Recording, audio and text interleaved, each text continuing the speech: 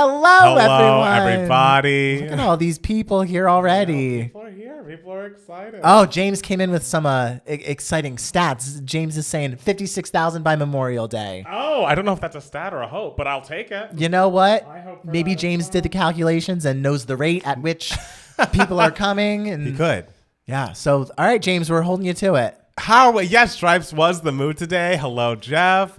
Dylan's here. We missed y'all last week. Oh, we missed you too. I know. It feels like I haven't been here in forever. You were literally just except here on for the Friday. Kesha listening party. Right. But like, it feels like we haven't been like live streaming the podcast in forever. That's true. It's been a minute. Yeah. It's been a second. So how are we all doing? I'm so happy to see y'all this week. Hi, Seth. Hi, Eric's here. Chris and Timothy. Have we established what Chris and Timothy's actual name is? I don't know, but it's Chris and Timothy to me. Is it just one person? I there's totally no way to forget. I know. remember it was established once. Austin's here. Rain Cries. Ooh, that's a beautiful name. Rich is here. Rich. We love Owner of Rich. the Grove himself. The Grove himself, Isaac, y'all need to absolutely. release your own album called Gag Order Part 2 because we will not be we will not be Look, silenced. Just so you know, hopefully by this time tomorrow, you'll be watching the edited version of that video because it was edited. I was up until 4 a.m. editing that fucking video. Woke up the next day and it was like blocked. And I was Blocked. like, oh. The disputes were submitted. They were. by him. You have to submit the disputes and then they give the copyright holder 48 hours to see. 48 hours. I thought it was 30 days. No. It's basically like they have 48 hours and they could still take it down after 48 Sure, hours. of course. But they'll put it live and then after 48 hours. If they don't get a response from the copyright holder. Oh, I thought it was 30 days if they didn't get a response. No, we've done this before and it didn't take 30 days. I think like if you do the regular dispute, it's 30 days. Wrong. But This is wrong. Expedited I've done way more disputes. I know, than you. but you do. Have we ever waited 30 days for something to go live? Yeah. Literally, I have not. Yeah, It's you always have. been 48 hours. Interesting. Interesting. Usually the disputes are pretty quick. Yes. Like they get resolved pretty quick. Exactly. But like in the disputes that I've seen that I've like sent, it's like, okay, they have like 30 days. They have 30 days, but we've never for that 1997 video. It's not like we waited a month. I want to say there have been a couple where it was like 10 days or something like that. I believe this time tomorrow. Okay. And I'm thinking positively also. I can't believe you're coming back to the podcast with negative thoughts. Hey, that's pretty dark. I'm just saying a lot of bad things have happened in the last Yeah, several hours of the Two Gay Mats podcast. I don't think that's true. We also hope everything is good. I saw Kelly and clicked instantly. I mean, we'll talk about it, but what a great statement. I have not read a single article about this. Oh, really? Yeah, because I'm just like, it's not true. I'm like, guys. I mean, it seems like it. Well, we'll talk about it. I know it's hard when we do like a pre-talk because we don't want to talk about what we're going to talk about. Butch Queen did not like the album. It's okay. It's not Kelly. That shows production or the problem it appears. Everyone watch when it first drops or else it'll be a Patreon exclusive. I mean, it'll be a Patreon exclusive if we don't hear back. If it doesn't go live. If people don't watch it, I don't care about that. Sure. That doesn't matter. Taylor was amazing. Oh, yes. Austin saw Taylor. Oh, we yeah. We saw Austin saw Taylor. That's so exciting. Singer says, crisp night in Detroit around the bonfire, cocktail in hand, plus Two Gay Mats perfection. Ooh, a bonfire. I know. You're living life very well. Are you darling. camping, Singer? Are you camping watching Two Gay Mats? I mean, you're camping with somewhere near like Wi-Fi or like a great 5G connection. Camping in Detroit? Hey, wherever you want to be. Yes, I love Kelly. We all love Kelly. We all here. love Kelly. Who's like anti-Kelly? No, literally no one. Except for, I guess, the people who had a bad experience working on the show. 48 hours, 30 days. What's 28 days between friends besides a terrible Sandra Bullock movie? It's 28 Days of Sandra Bullock movie? I think so, yeah. Oh, I didn't. Clever, I missed clever, it. Eric. Steele should give Sandoval lessons on how Y'all, to cry and I make it mean, look believable.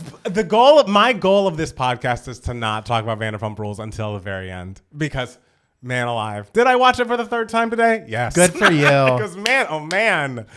Louise says, did you like Gag Order? I missed the beginning of the live. We do there was no live of Gag Order, essentially. We did enjoy Gag Order. Yes. You will see our full review of it at some point in an edited video. Yeah, you will absolutely see that. All right. Why'd y'all have to go live during Succession premiere? This is when we go live every week. We don't, change things around and because of Succession. we were podcasting before. No, Succession was like 2019. Right. At least they were definitely there before we started live podcasting. But we picked a date, we picked a time, and we stick to it. Yeah.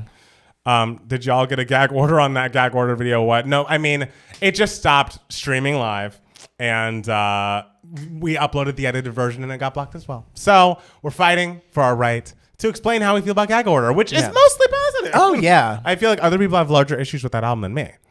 Was last week's Succession episode triggering for you as it was for me?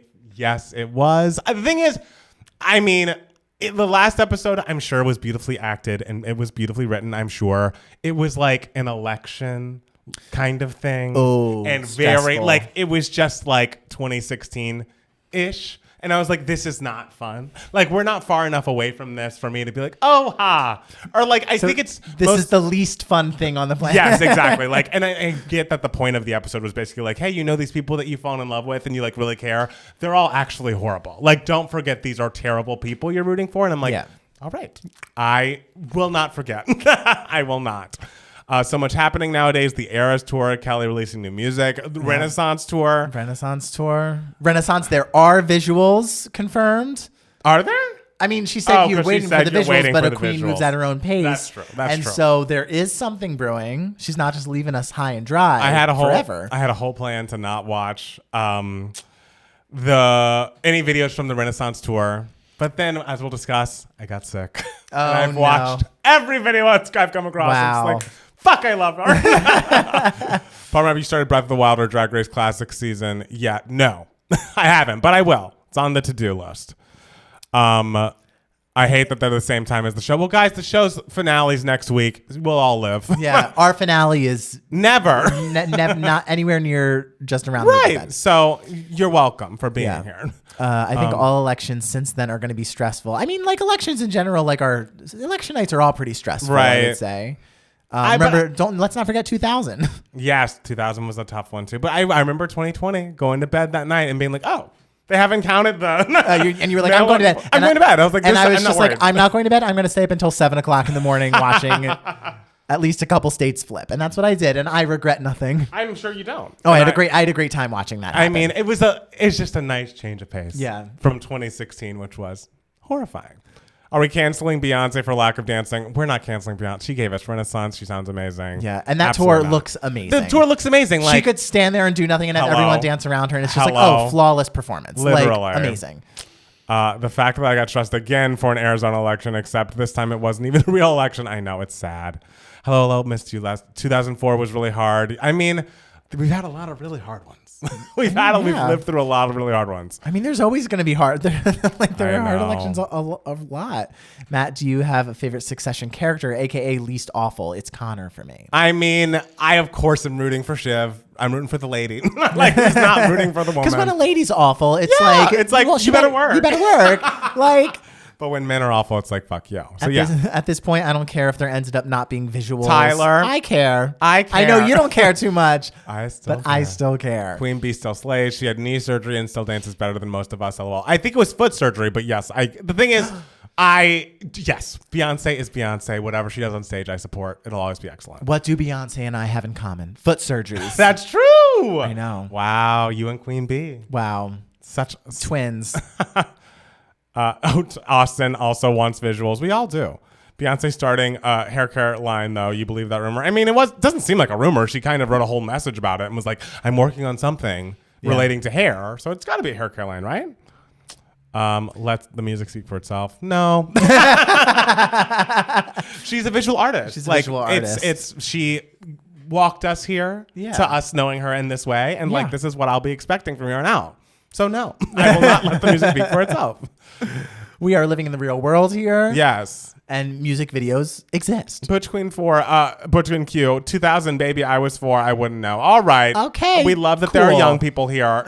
I was aware of the elections that happened when I was 4, aka the 1992 election. Yes. I mean, I knew it happened. I know it happened. I don't remember it happening. Yes. But I know it happened. Yes. I'm laughing at Beyonce fans getting the Navy experience. We've had a new album, darling. We are not getting the Navy. With hair care. I can't imagine she's going to focus that much on it. I don't know if we're talking more about the Beyonce tour later, but what are your thoughts on the set list? I'm sure we'll talk about it a little bit, but probably not in depth. I get what people are saying as like, oh, the opening being ballads. It's because she's her own opener, XYZ. It's weird. Okay. Like, it's just, I mean. Yeah, I wouldn't have pegged her for, I'm going to open a concert with ballads. Right. Person. And I mean, I love the Mariah drag she's doing during that section of the show, but it just is weird. Like, we're here to dance. Like, that's the whole point. Being your own opener is very much cool. But I think the ballads are weird. I do. Yeah, it's okay. And that's okay. But everything else, I mean, once I'm That Girl goes off, it's like, great. Then this is what we're here for. Maybe we'll finally get a Beyonce Rihanna collab now with the beauty products. I mean, that's the most likely collab we'd get out of them. It is weird. Isaac agrees. Thank you. Jeff, of course, is fighting for the ballots. he loves the beginning ballots, which is nice. I mean, I like that she loves to do them. Yeah. But, Mariah drag. It's true. If you look, there are several pictures of Beyonce on that tour where I'm just like, Mariah? Like, is that you? I saw B's performance in Wales, and she did the full choreography for Around the World during the show. She's pacing herself. Great. She's warming up. Hey, if that's what's happening by the time September rolls around. Oh, for you? Yes. Her physical therapist is saying, like, okay, B, you can do the choreography for this number today. And she's like, all right. Beyonce looks and sounds incredible. She can chill on the dancing if she needs to. Still one of the best live performers out there. Hope she takes care of herself first and foremost. Yeah. Absolutely. Evening Mats. Hi, No Angel. I'm out walking my little fur children. Oh, hello, little fur children. Yes, we tell them hi. Not enough powerhouse ballads in music these days. I mean, look, I'm not saying there shouldn't be ballads. I'm saying we're at the Renaissance ball. Yes. And if there are going to be ballads, they could be sprinkled in. To open with a string of ballads at a Renaissance concert is weird. There's no way around that. Okay. All right? It's fair. Used to be a lot in the 80s, 90s. Absolutely. Thoughts on Mariah's Lovers and Friends set. I missed the show last week. I mean, she was great. I think she was great. More like Taylor's surprise songs be as a surprise choreography. I love that. I'll say it. No more ballads needed. I didn't say that. I would love a ballad on a record, but I just don't feel like a Renaissance tour is the place to open with 4 in a row. Okay. What are the 4 ballads? What are the 4 ballads? It's I Care, Dangerously in Love, and then 2 more I've forgotten. Okay. I mean, I feel like those are 2 ballads I really love. Right. So yes. I'm not mad at it. Yes. I also didn't spend money to go. So. I've also wondered, I've never known, if anyone in the comments knows, what is the difference between Dangerously in Love and Dangerously in Love 2, which is the version on the Dangerously in Love album, versus Dangerously in Love that was on the Survivor album for Destiny's Child? They sound exactly the same to me. Like, if there's like a minor change in the mix, I don't get it. I had no idea a second one existed. Oh, yeah. Okay. First was on. That's why it was honestly weird when Beyonce named her album Dangerously in Love, was because, this is a song that was on Survivor. Like, it's a ballad off of Destiny's Child's album. Why are we calling I did not know this. As someone who has only listened to one Destiny's Child album in full. I assume The Writing's on the Wall? Yes. Oh, well, there you go. Yeah. That's the one you need. I think The Writing's on the Wall is still up there as far as, like, Beyonce output. Like, what a great fucking album. Oh, it's great. Yeah. Including the little Godfather interludes. Oh, 1+1. Yes. 1+1 is great. I love 1+1. That's a great song. Thoughts on the Kendrick Beyonce collab? I mean, it's fun. I'm at a point where it's like, I don't care about a remix if the beat's the same. I don't. Okay. I'm just like, if the beat is the exact same, I'm like, great, cool. It's more like it's just a new version with a feature. Yeah. It's not a remix. So, great. DC1 instrumental sounds way better. Interesting. I Care is that girl. I love I Care. Always start with Crazy in Love. I think it's cool to not start with Crazy in Love, but we could have started with I'm That Girl. What would your choice for an interesting opener for the tour be? I mean, besides I'm That Girl. Yeah. I mean, like, what would be something that would really get you pumped? It's hard because it's like, what do you want at the end versus what do you want at the beginning? You know what I mean? Starting with Cuff It would be a moment. Like, I know people want, and maybe you could even start with that. Start with, because she does Cuff It energy into Break My Soul. And that would be a great way to start the show, too. Sure. I hope she has Party in Philly. Party's a great song. And I love Party. And you know what's weird? I love the Homecoming Party, which she's not even featured on. Yeah. Oh, yeah. It's all the mamas and like the choreography and the instrumentation. I'm like, this is great. Yeah. Beyonce can go take a rest, do a costume change. We love it. Start with Deja Vu. Not a bad idea. Nah, hey, Deja Vu was amazing. At least you didn't open with Hey Hello LOL. Why isn't Steele going? Is Netflix not paying? That's funny. Girl, I got that one check in 2021. It was one and done, baby. Yes, Palmer Mariah knows how to truly remix a single. Yes, tell Jeff in the chat needs to know more about Mariah's remixes. Tell him. You better tell him. Opening with Partition. That would be interesting. Okay. I would want her to open with something from Renaissance. Yeah. Like that would make sense. That's the thing. Because we're here for the Renaissance. We're here for the Renaissance. Yeah. She looks amazing. She looks great. Like, I mean, obviously she always looks amazing, but I'm like, has she ever looked better on stage, like during a tour? Like, she's so mind-numbingly beautiful at this point. I just am like, how are you real? I'm blown away. I mean, I don't know enough extensively about all the specific tours to know which was her best look. Well, this might be it. See, this is what I'm saying. Jeff says something wrong in the chat. Make sure everyone corrects him. The party video filmed in Jersey. Cam and I went as soon as we got off work, but it was too late. She's glowing. She seems so happy right now. She does. Beyonce seems so happy right now. Just like Taylor says she is. Did you see that like monologue she gave at one of her shows? No. She was basically like, this is the happiest I've ever been. Oh. And in response to people hating Matt Healy and saying she's not doing enough for the LGBTQs maybe. But. Okay. Well, when the Matt Healy of it all is all done, there will be a great song. That's the thing is I think we're going to, and the thing is that comes up. We get a few email my hearts about Matt Healy, so I'm not discussing him during. We'll talk about it later, I guess. The beginning of this, but yeah. And also update, we don't care. We really don't care, guys. We don't, and it's like maybe this is just pointing to, and again, we'll probably say this on the podcast. Maybe 2 gay mats is so good and specific because only the gay mats are the ones we need to worry about. Like, what straight mats of note do we really care about? I truly can't think of a one. Like, I mean, I can't. If I met a Matt and he was straight, I would care about him. Our friend Matt Schley. Matt Schley. Matt Schley is the reason why we met. Okay, we really love that. We love Matt Schley. Because that Matt is the reason why 2 gay mats exist. Absolutely, guys. It all started with a straight Matt. I'm just saying. Seth watched DeVos yesterday, and yes, thank you, Seth. Oh yeah, I'm so glad you loved it. I really appreciate it. Tell all your friends and rate and review it on Amazon or something. Yes, thank you. Thank you. I really appreciate you watching it. Oh, Austin's, of course, not Palmer adding in a bunch of extra things about Taylor. Austin was very much defending Taylor in her little monologue, but it was quite the monologue. Did she not say, I'm the happiest I've ever been in response to Matt Healy? Because that all was true. I need to watch it because it was apparently like a little unhinged and screamy. I'm all about that. I don't know if it was actually screamy, but... someone's coming at you. Jeff, you're in a mood. Almost 6 months and still no watch party. Listen, you asked for the visuals. A queen moves at her own pace. This is not bad. This movie exists. That's funny. Thank you for correcting Jeff. Yes, but she didn't scream it. Okay, sure. She didn't scream it. She's just said it a little passionately. I'm sure. You know what? And maybe we'll talk about it in the podcast. I like that little dumb Kylie Minogue song she just put out. I haven't listened to it, but I just see everyone writing like pa-dum. That's the thing. That's all you need to know about it. It's like fully a song about nothing. And I'm like, great. I love it. Sure. I love it. I mean, that's what Kylie said she's all about. The one Kylie album we had to review as a patron request was The Impossible Princess. And I remember like reading about it and like listening to it. And she was just like, this is going to be the first and only personal album I will ever release. And so I just love how Kylie's just like, I'm just giving you little fun bops. And you know how I feel about Body Language, which is my personal favorite Kylie album. A phenomenal album. Excellent. So excellent.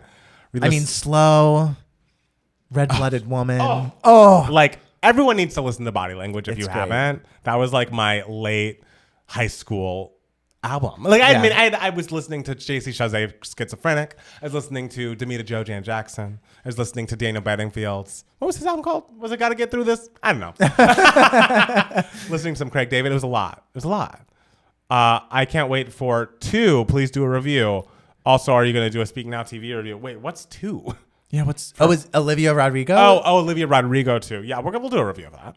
Also, are you going to do a Speak Now TV review? We will. I'm actually out of town the night it comes out, so we'll try to do a live stream, see if she takes us down like Dr. Luke did. But she hasn't in the past. No, Taylor. No. The thing is, we think that maybe like we got taken down from Kesha because the album had been out for like 24 hours at that point, or almost 24 hours. Whereas like when we listen to it right away, it doesn't get taken down for a while. We're going to listen to Taylor's a week after.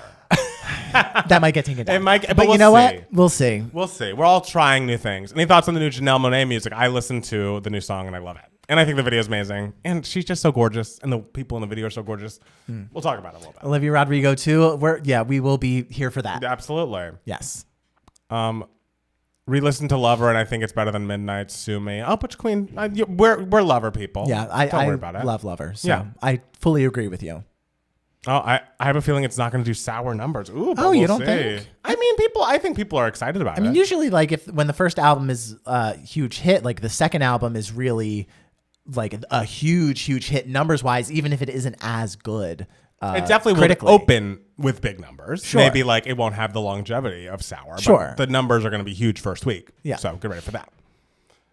How did the new Kesha album age for you guys? I'm not going to lie, I haven't listened to it since, so I don't know. Maybe I'll listen to it on my way down, but we liked it overall. Yeah, we liked it. Yeah. But yeah. There are 2 songs in particular that are excellent. Love Yes. that are among her best she has ever written. Absolutely. Yeah. As long as Olivia doesn't go blonde like Katie and Billy, she won't flop. Hair color matters on Pop Girls. I don't think it was the blonde that did it for Billy. And she didn't flop. Happier Than Ever did fine. I think. Did fine, yeah. Yeah. Great. And one of her best, like maybe her best song. Hello. Twitch and Kathy's are officially camped. I mean, imagine us streaming on Twitch again. Never gonna happen. Yeah, remember that time? Remember that? That time we were Twitchers. We were trying. God. We just were like, hey. But it just makes more sense. We're all in one place. We're here. We're all in one place. People are already on YouTube. Yeah. Like, you don't have to get a whole separate app. No. Yeah.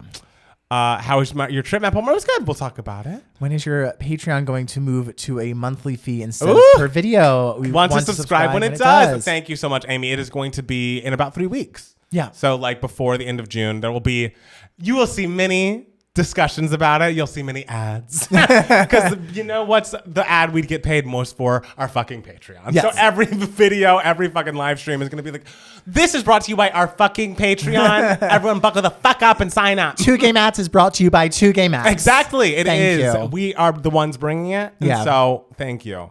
Have you guys watched Eurovision this year? I haven't. Matt Steele listened to several of the songs. Yes, talked about him in the last previous podcast. Did you see that the Loreen song won? Yes, it won. That's great. Congratulations to her. First woman to ever win twice. Wow. Very cool. Love. Everyone get your requests in before that. Sweetie, we're not doing any more requests.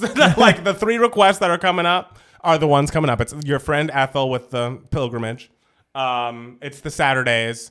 And it's one album I keep forgetting. The one we're doing this week? You'll be surprised. Yeah, we'll be surprised too. We'll be surprised too. Yeah, I mean, we're still taking requests, but they will become, after the switch, they will become patron only. Yes. You will only be able to watch them if you are a patron. On Patreon. Yeah. It's true. Hi, Kristen. Just joined. What's the topic? The topic is catching up. The topic is 2 Gay Mats. The topic is Patreon. Us. Did y'all do we uploaded an edited version of the Kesha album reaction. It'll hopefully be up tomorrow or sometime soon. And if not, because of Dr. Luke, we'll be uploading it to our Patreon. So keep an eye out. Do you prefer people who listen to the podcast on YouTube or Spotify? As far as money goes, definitely want to support whichever platform gets you that money. Oh, thank you, that's Amy. very sweet.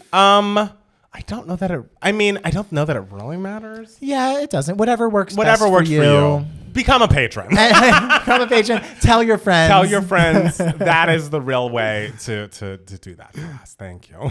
Seal, did you see White Men Can't Jump remake, or is that too lowbrow for you? Oh my goodness, lowbrow. I've actually never seen White Men Can't Jump. I've not. But not even the Jack Harlow that's version. not too low. Like, that's not too lowbrow. Get out of here. It's a classic, as far as I know. Yeah, so I haven't seen the remake or the original. Right. Hopefully it isn't too invasive, but what did you get that? Where did you get that marble gold side table behind you? That is not invasive. I'm Wayfair. I'm 99% sure. Most things you see in this room are Wayfair. Yeah. There's some West Elm, but we should be proud that I've moved to Wayfair because it is less expensive. And you can get West Elm aesthetic on Wayfair if you do your digging and your searching. So excited for Killers of the Flower Moon. I hope Lily Gladstone takes the Oscar. I mean, I'm excited. Everyone's saying it's great. So. Good. Dr. Peak, what's true? Ooh, that's a good question. Have you guys heard the new Lana song? It's getting buzz everywhere because of its popularity with the general public on TikTok. Is that not an old song, A? And B, no, we're not Lana people. Do you think Olivia is going to be more mature for her second album? Probably a double question. I hope so. Sure. She was young. So quick question. I do want to become a patron, and hopefully soon, if I have more cash. How much is it to make an album request for YouTube? That price is about to change, but right now, $15. Well... And it wouldn't be on YouTube. It would be just on Patreon. It would be a patron only. Yes, yeah. It's true. It's true. Now that we heard the Shucked album, the lead actress voice is kind of annoying. You must not mean Alex Newell. No, Alex Newell's featured. I don't know who the. Oh, okay. Because that song is fucking fire. I need to listen to the entire cast recording. I do too. I need to listen to that. I need to listen to Some Like It Hot. When does the new Sweeney Todd cast recording come out? I'm excited to listen to that. Is it not out yet? Nope. They just teased the first. They just released like the opening of the show, but I haven't listened to it yet because I want to listen to it all in full. Okay. Betraying West Elm. I mean, I love West Elm. West Elm's my number one, but you know the pockets are hurting. You can't, once you go to West Elm, you can't keep going every day. Has an Indigenous person ever won an acting Oscar? I don't. I mean, not like a fully like maybe someone who is like is part Indigenous, right? But not. Yeah, I don't think so. Okay. I mean, there was Sachin Littlefeather who accepted the Oscar for Marlon Brando, or didn't accept the Oscar for Marlon Brando, however you want to think about it. Wait, who's the lead? Surely you're not talking about Alex Newell. Yeah. Great. We don't need funds to be loyal. We don't have the funds to be loyal to West Elm. It's true. But if you all join our Patreon, then maybe we just might. And also, by the way, not that we would do this. One of my favorite podcasts, Bitch Sesh, is not just like, we're starting a Patreon. They're not taking off, but like there will be no more public podcasts. Oh, wow. You have to pay to continue to listen. Oh, wow. And I'm like, that is wild. I mean, I guess if you are already famous or already like not trying to build a following for yourself, that makes sense. But like, I can't imagine how many fewer people are going to like listen, just because that's such like even $5 a month is a lot to ask of people for a podcast. And it's like, is this where the industry's going? Like instead of having like these corporations and like networks and all this, people are going to be paying these micro payments. It's kind of like the streaming services of it all. It just is like, it's just a lot. Yeah. And hey, we're not doing that. So you're welcome. We will be here. Don't worry. We will be here. Indigenous Mexican right for Roma. Yulisa Aparicio did get nominated for Roma, but she did not win. She was the first Indigenous woman to be nominated for leading actress ever. Do you guys hang out and talk a lot outside the podcast, or since you spend so much time together on Two Gay Mats, you don't really hang out till the podcast? I like to believe you're BFF. Yeah, well, yeah, we are. Yeah, of course. I mean, we lived together for almost 10 years, but also like we see each other twice a week. And that's the thing. That's more than you see most of your friends. Sure, like, yeah. So it's not like we're just doing it, you know, because we are. And also, when you have things, I go to them. Exactly. Like, when you have things, I go to them. Yeah, you have more things than I do. I'm not one to like organize and plan things. That steal was just at Schwartz and Sandy's for my birthday. For your birthday, yeah. I saved that birthday by telling the people to turn the tables. You really did. You turned the tables. Oh, is that the new Discord you joined? Yes. Austin, I would love that. So exclusive. I think it's funny that like there are two sides of the coin. There are some patron people who are like, I want every patron request I make to be completely public, and some people are like, I want it all to be private. Yeah, because I want it to be just for me. Some people like that, like exclusivity. Well, because I mean, it kind of makes sense because it's like, well, what are you paying for? Like you pay for like the special stuff, right? And that's honestly, even though it may feel like with the Patreon changes that we're like nickeling and diming people, it's more like we're just trying to make the Patreon more enticing for people. Because right now, if everything is public, what is the point of joining? Sure, yeah, and we do have like bonus videos and everything on there, but you're gonna get one a week now. Yeah, You're exactly. Gonna get a whole new more of them now. Yes. And also I think like it being a monthly subscription instead of a per video thing makes so much more sense. It's so much more understandable to people. Totally. Like, yeah. I'm excited for the change. I wish we could keep our current patrons and do it on the same page, but that's a whole nother issue. Yeah. We just need to get to 100 for Beyonce. That's funny. Matt, are the rumors of a Dreamgirls revival true? Like on Broadway? I mean, I feel like they're always trying to get Dreamgirls revived on Broadway. And it just has not happened yet. But I've not heard any rumors like recently. So where'd you hear that? I would like to know. And I would like to know who is playing Miss Effie White. That's a good question. Will the full reaction be posted on Patreon too? Of Kesha? Yes. I mean, it should. I'm praying that it's posted to everywhere because I worked really fucking hard on it. But if it's not, it will just be posted on Patreon for sure. I had people like that in high school, but now I'm kind of meandering. What, people that you saw twice a week and stuff? I mean, that's what happens when you become an adult. Like you just see your friends less, right? Because life happens. You're busy doing all your things, and also you have more people involved in your life, so like things are spread out a little more. Yes, exactly. Yeah. So, People don't know your bonus videos exist. You need to make shorts of them. Grace, doing a lot. What we need to do is hire a young person to do this shit for us. Oh God, I need a young person. This is truly a 2-man band. Yeah. And I'm making all the shorts. I have to make shorts for the fucking regular videos when I can. So I won't lie, your Patreon was very confusing to me. I'm glad the switch is being made. Yes. Yes. Well, yes. Everybody, once the change happens, just please join. We'd love the support. $5 is going to be $5 a month is going to be the lowest point of entry. Mm-hmm. That's not crazy amount. No. For extra bonus content and supporting 2 friends who hang out with you every week. Yeah, I mean that's basically what it is now because we put out more than 5 things a week. It is, and now you pay per thing. So yes, it'll be cheaper. Yeah. Unpaid intern. Well, that's the thing is in theory, I don't want to have an unpaid intern. We should be paying our interns. Sure. In practice, I feel like Kris Jenner when she was like, as her mom, I was so mad about the sex tape, but as her manager. How do you feel about the rise in interest in video game movies? Is the new frontier like comic book movies? It is. I mean, I liked the Mario movie. I enjoyed it very much. I would like, if we're going to continue going down this path with Nintendo or other video game companies, for the movies to be as good as possible and not just be fan service, which obviously Mario did very well, but a lot of it was like, oh, remember that from this game, and there wasn't a lot of story. I'd like us to focus on the movie. I feel like Matt Steele. I'd like us to make sure the movie could stand on its own for someone who has not played the game. You want it to be cinema. I want it to be cinema. Like the original Mario movie. Well, I don't know. I don't know that I saw it. People love that movie. It's a cult classic. I've never seen it. But whenever I would see, because it would play on the Disney Channel sometimes. Right. And I would look at it and just be like, that looks so kooky. And if I knew anything about Mario, I would tune into that. Well, maybe kookie's good for some people. I love that. Wait, I missed the last few minutes. Is the Patreon changing? Yes. We're going to do a monthly subscription instead of pay-per-view. And yes, and everyone will need to re-sign up if you're a patron. Sorry about that. We're essentially creating a whole because we can't just switch it over. Mario movie ended every other movie. I don't know. I mean, commercially, absolutely. It made a bunch of money. But I think we should not just be focusing on making money and try to make things as good as possible. Look at you, Mr. Scorsese over here. I know. Oh, are you saying that the Mario movie was a theme park? Look, I have no issue with him with all of his Marvel feelings. My issue with him is more about go to the theater. It's like, girl, calm down. Lady Gaga as Luigi in the new Mario movie, my Italian queen. What? I mean, that would kind of be iconic. I mean, I guess that's a great idea. She should come in as an already established character in the second version of every movie, like she's doing for Batman or whatever.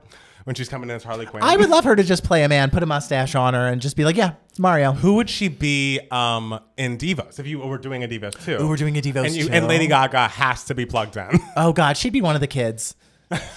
Oh God, she'd be the lighting girl. Oh, okay. Yeah. I wouldn't want her to be Lauren's. I guess Lauren would be pissed. If she I'm not going to replace any of my wonderful cast members. But that's the whole point. She replaced fucking Harley Quinn. Who was that? Margot Robbie? She can replace me. That would be something. That would be something, Hey. and I'm a director. I mean, and then at the end, I push her out of the way, and I'd be like, "This isn't Ricky Redmond. I'm the only Ricky Redmond." We're going very meta. Oh, people. Absolutely. I love that for you. Matt Steele, what's your favorite boba drink? Also, would you guys ever mukbang and podcast? I would never ever mukbang anything. I think those videos are so gross. Matt Steele has that. Their mouths are so tiny, and they just shove food in their mouths. So much food in those tiny little mouths, and I want to vomit.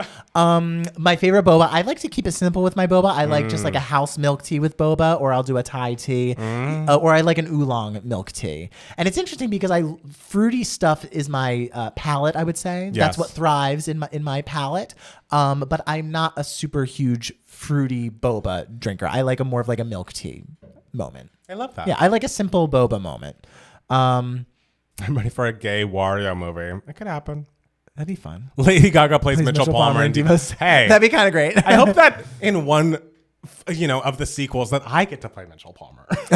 we'll see. I didn't get the role in the first one. I mean, never say happen. That's true. Never say never. I've got my fingers crossed. Make DeVos too. Do you guys listen to any foreign artists that don't sing in English? Just curious. I don't think I listen to an artist that fully sings in another language all the time. I love the Nelly Furtado songs that are in Spanish.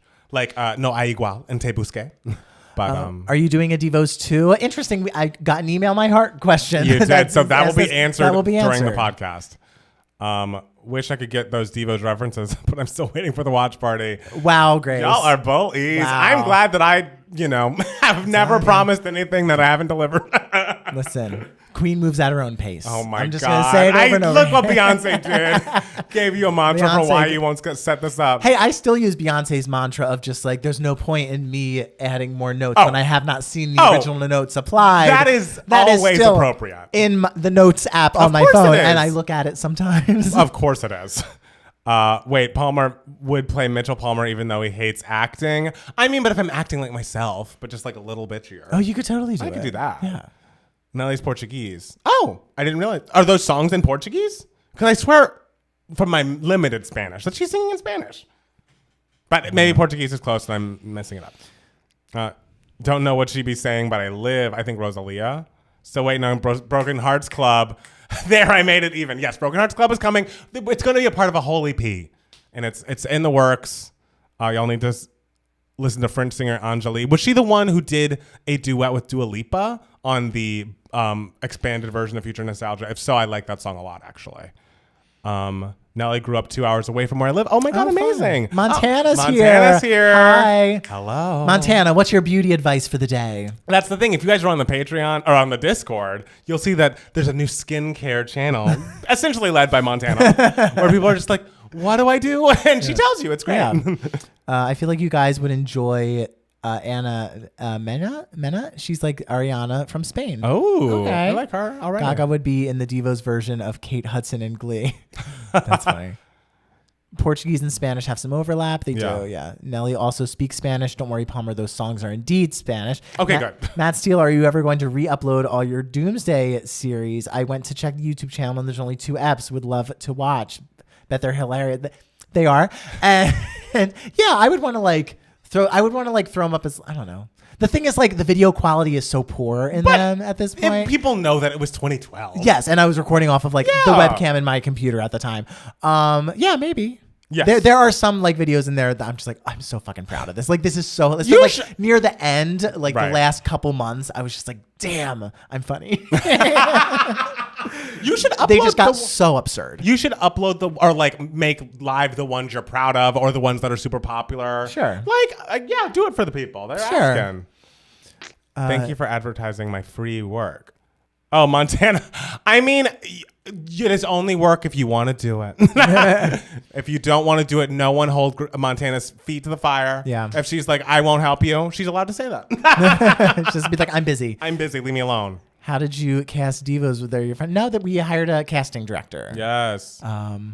Ooh, Sally. Oh, hi, Sally. Lizzo was a blast. Sally. Also, Sally looked so good going to Lizzo. Right? Oh. She posted in the Discord. It was like yeah, Scourge. Speaking of, what do you think Dua Lipa will do for her next era? I don't know. I hope it's great. Whatever she does, I hope it's great. She said something about a theme that made me nervous, but I'm hopeful. Oh, yeah. What was that theme? I didn't even remember what. She's like, I have a theme. But it's like a lyrical, it's not going to be sonically like cohesive. It's going to be and it's like, why not? Why wouldn't it be? Oh, it's going to be lyrically okay. Please at least upload the Taylor Swift Doomsday. From when I bought the red box. You love and that video is okay. I just say like I went into the pizza place with my roommate and he bought a bunch of pizza boxes. I did, and I think it would be good to have that up just so I can show the Swifties that I am and was a fan of her. Yeah. I'm not mean. Oh, it's going to be her Midnight's era. Hurtful. Wait, should we start the podcast? Yeah, sure. Let's why not? Start it. Okay, wait, let me get my... We've been here long enough. I know. Okay. All right. What you doing? I'm getting the news stories. Remember how this works at all I was now? like, who is he texting? No. I thought I was on a job. I am also on the job. All right. Hello, we're back. Oh, Matt Palmer. Yes. ¿Cómo estás? Estoy bien y tú. Oh, bien.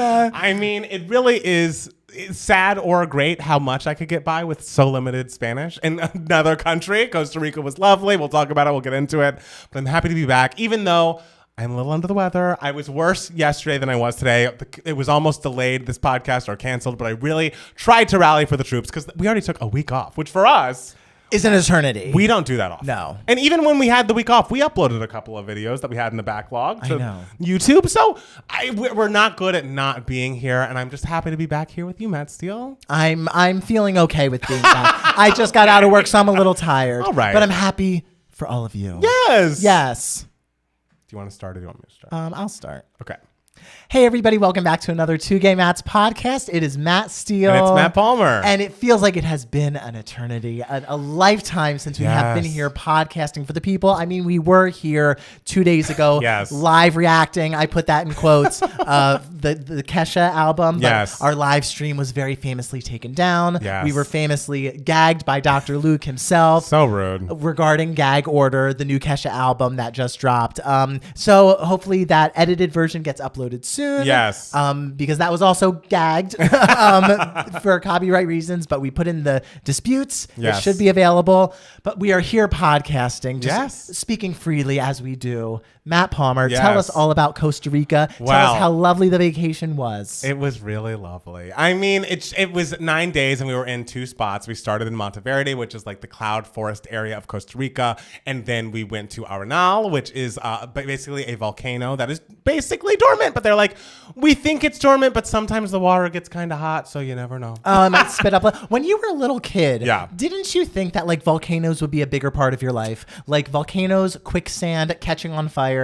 Like where you had to stop, drop, and roll. Like they always talk about it in elementary school. Like beware of volcanoes. I think stop, drop, and roll. Absolutely, I thought, and I feel like any sort of like tornado drill or like whatever drills you'd have in school, volcanoes I wasn't so worried about. Really? Yeah. See, kids would always be like, "Don't go over there. That's a volcano." Like at recess or whatever, they'd be like, "That corner is a volcano," and you'd be like, "Ah." I never believed the kids. I was listening to the teachers. I was like, these children are idiots. Like I never believed what they were saying. But it was lovely. It was a lot of greenery, a lot of walking tours that my lovely boyfriend Jackson set up. I did, we vacationed differently, Jackson and I. Sure. And so if you remember when we went to Puerto Vallarta a couple of years ago, and basically all we did was stay at the fucking all-inclusive hotel and drink, lie on the beach and lie by the pool and drink, pina coladas.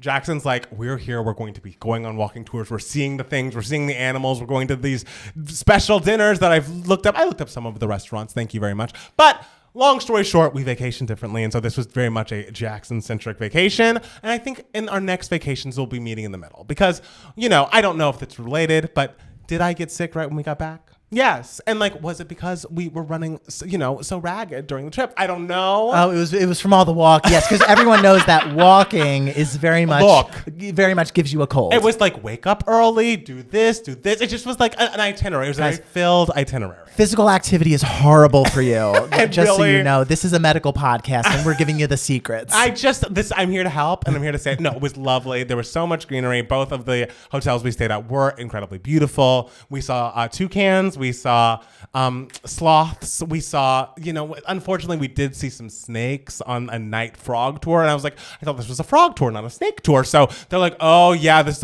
a fer-de-lance. If you get too close and it bites you, it'll kill you in 2 hours. I'm like, why are we doing this? I don't understand why we're seeing these deadly animals up close. That's not what I signed up for, but we made it through. And it was truly just lovely. I'm excited to go through all of the pictures and videos and post them because it was really a lovely, lovely time. And came back here. We did that Kesha video. I stayed up until 4 a.m. editing it before it got blocked after it was uploaded. Took basically yesterday, stayed in bed, drank a bunch of liquids because I woke up feeling a little bit sick. But I'm feeling a bit better now. And so today I'm here back with my buddy Matt Steele, excited for Succession. And I've made a pact to myself to not talk about the Vanderpump Rules finale until we get to Give Me Moments. But just know that I've watched it 3 times. Matt Steele, how are you?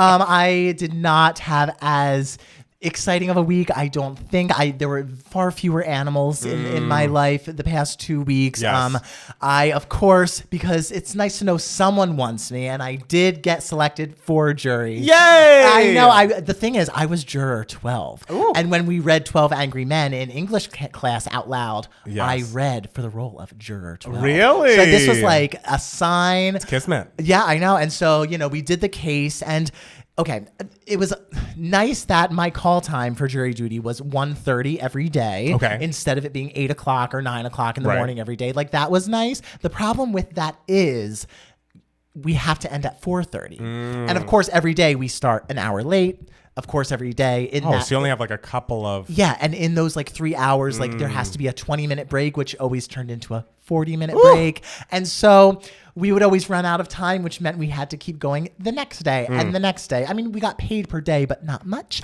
And so that is what was frustrating about the jury process. I will say the actual process of being on a jury was not bad. Like, I was like, okay, it's nice. I'm paying attention. I'm doing my civic duty. I want to, I felt good doing it and everything. And the other jurors were very nice and everything.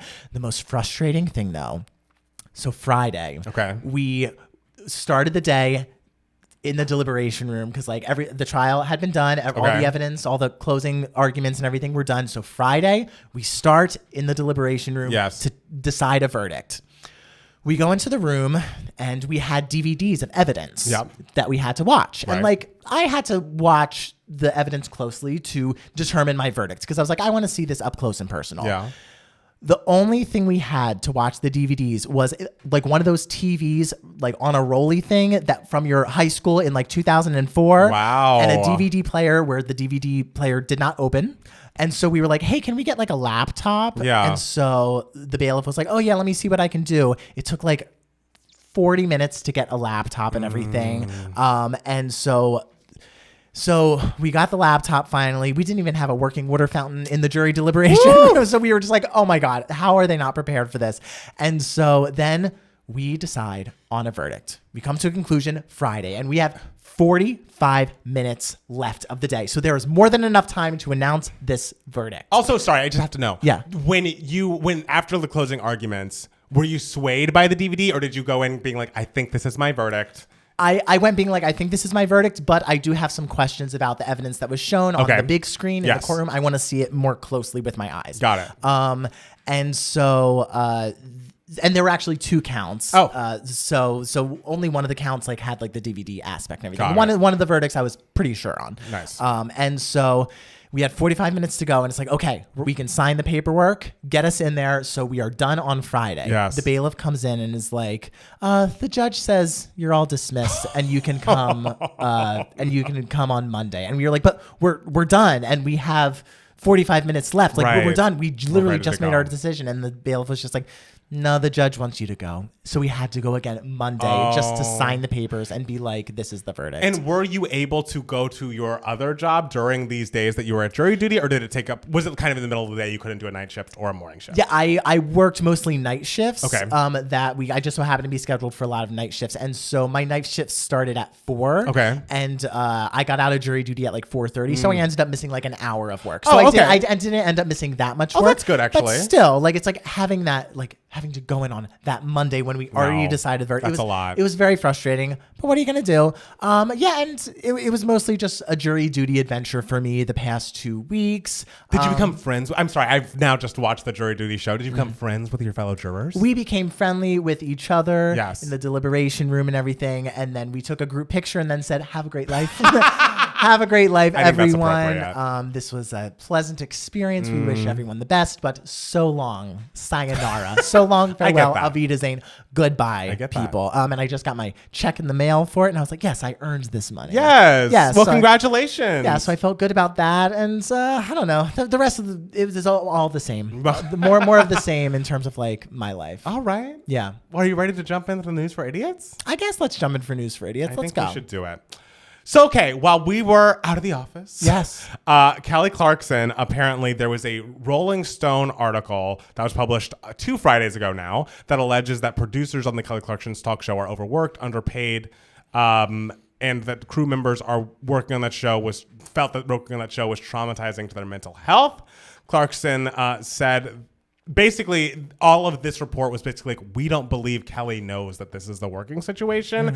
We think that this executive producer whose name I forget. I believe it's Alex Duda or something. I don't remember her name. But we think she's a monster and she overworks us. We are underpaid. But every time we interact with Kelly, she is lovely. And I believe she'd be horrified if she knew these were the working conditions. We came from other shows in daytime that were kind of like this, and we were thinking it'd be different, and it's as bad, if not worse.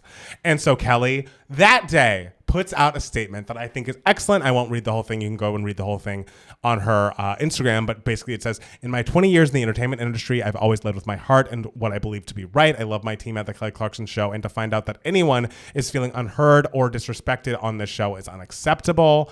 She goes through a long part of it, but she's basically like, okay, I'm already moving this show to New York, and we will be having trainings for all of upper management, myself included, to make sure this will never happen again. Mm-hmm. This is unacceptable on my watch. There's always room to grow and ensure that we are all becoming the best version of ourselves in any business, especially when it comes to leadership, to ensure that any notion of toxicity is eradicated. I just was so appreciative at the swiftness of that response and the fact that it felt like she's really taking it seriously. I feel like so many people in this situation are in their knee-jerk reaction would want to defend themselves and be like, no, it's not like that. They're lying. Don't believe everything you read. And Kelly's like, no, if one person has felt this way, then I've done something wrong, and we'll be retraining all of you upper management bitches. Oh, sure. And I love how that was the responses to train the upper management. Yes. And because this was essentially just like a work complaint. Yes. And so when you were at the top, you need to listen to the work complaints and everything. And so I feel like that is very fair, a very appropriate response. And Kelly's perfect. Kelly's perfect. Period. I'm just glad that it's not interrupting any sort of promotion for the album Chemistry, which is coming out in a little over a month now. It's the 23rd, I think. Yeah, and it's great. And FYI, spoiler alert. And there was a pre-release track released called Favorite Kind of High. And it was co-written by Carly Rae Jepsen, which I didn't realize. Yeah, I didn't know that either. And it's a cute song, and she sounds great. It's not either of our favorites on the record. Yeah, I have not listened to the release of it because I'm kind of like, do I want to wait until we do the live listening party for the whole album? But I bet that's not for a while. It's not for a while, and I probably would have held off had we not already heard the song. You know what I mean? Sure. Like, it's just like, oh yeah, this is what I remember. And there are parts of it I like. I think I don't dislike the song. I think it's a little like Pink first single an era or two ago. So it's just not as, I feel like me and mine were more representative of the album. And this is a cute bop that is up-tempo and is fun for people, but like, I want us to really get to the meat of this record. There were so many insanely strong tracks on this album that we heard at that concert. So Favorite Kind of High was just kind of surprising. It was just like, oh, this is good. Yeah, this is a nice one. Okay. Cute. Yeah, but guys, just wait, skip this part. I mean, and skip this part. It's one of those things where I'm like, I don't want to oversell this song. And so people hear it's like, really, this is what these gay mats have been like squawking about for 3 months or whatever. But skip this part. Skip this part is going to be the one. Sorry. Speaking of upcoming albums, Olivia Rodrigo has said that her second studio album is nearly completed. She celebrated the 2-year anniversary of Sour being released by posting a little handwritten note on her Instagram, I imagine.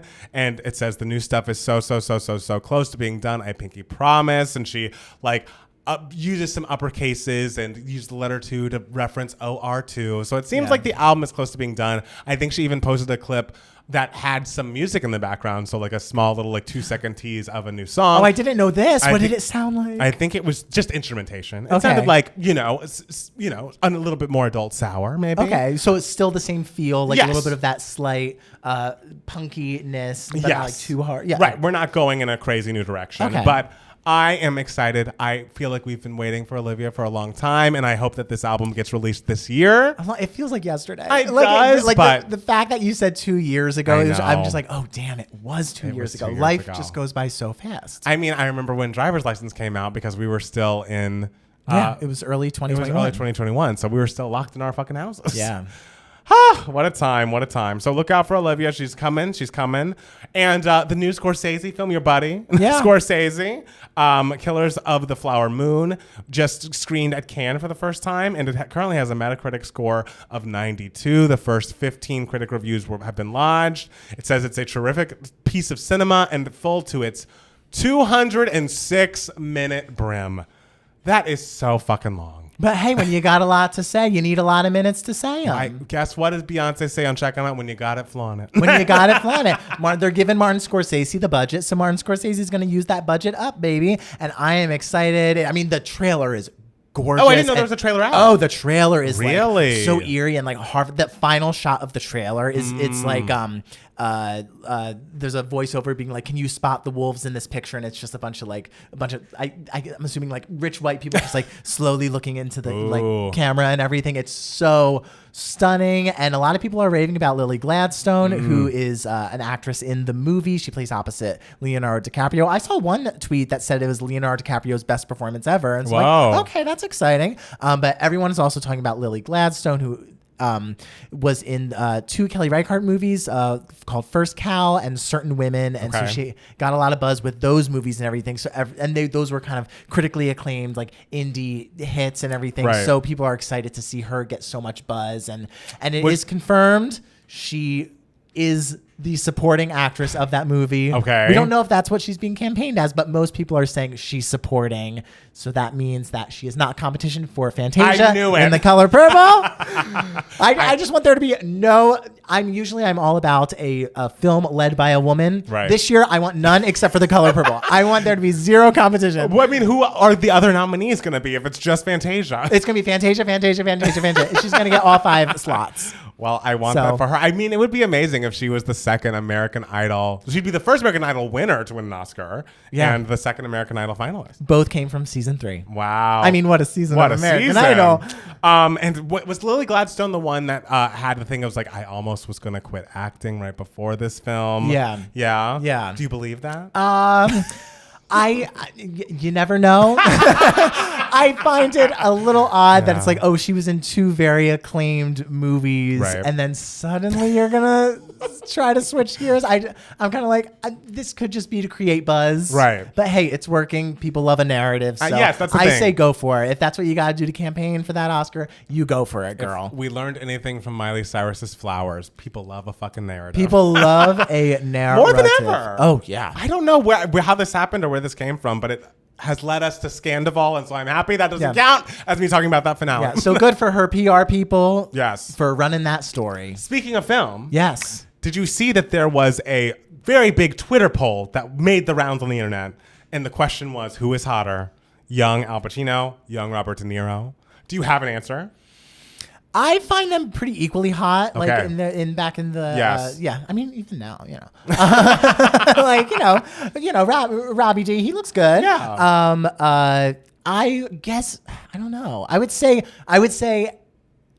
Robert De Niro in Raging Bull is very hot. That is something to say. Is very hot. When he won his Oscar for that movie, he still looked very hot. That's great. But young Al Pacino, I mean, like in Godfather, like I mean, I'm not gonna complain about either one winning the poll. I think it's a neck and neck race, and wherever the numbers fall, I think they fell 50-50. I'm proud of them. Truly, I don't know if I mean that sounds about right. I personally have much stronger feelings. Just looking at the pictures in the thread from the poll, which by the way was tweeted by Ashley Reese at Offbeat Orbit. I would say just looking at the pictures in the thread, Robert De Niro's got him beat. Like I think for me, I guess Al Pacino was a cute guy and had a look for the time, and like people love a mop head, like kind of like a Beatles kind of thing. A mop head? He had like a little bit of a mop head. When? In the pictures I was looking in the thread. Oh, okay. Robert De Niro. 10 out of 10. Okay. That's just where I stand on the issue. I mean, the thing is, like, y'all know I love an Italian man. I mean, of course. So, I mean, that's my bread and butter. And so, like, if you put any Italian man in front of me, I'm just like, I'll take it, sure. Hey, I will say neither of them beat Tony Danza. Tony Danza, to me, one of the hottest guys who will ever exist. Interesting. Oh, my God. I'm trying to think. There was an old school hot person whose name I forget, and he's like very famous. Maybe he's still with us. Marlon Brando? Yeah! He is not with us, girl. He died in like 2000. He is not with.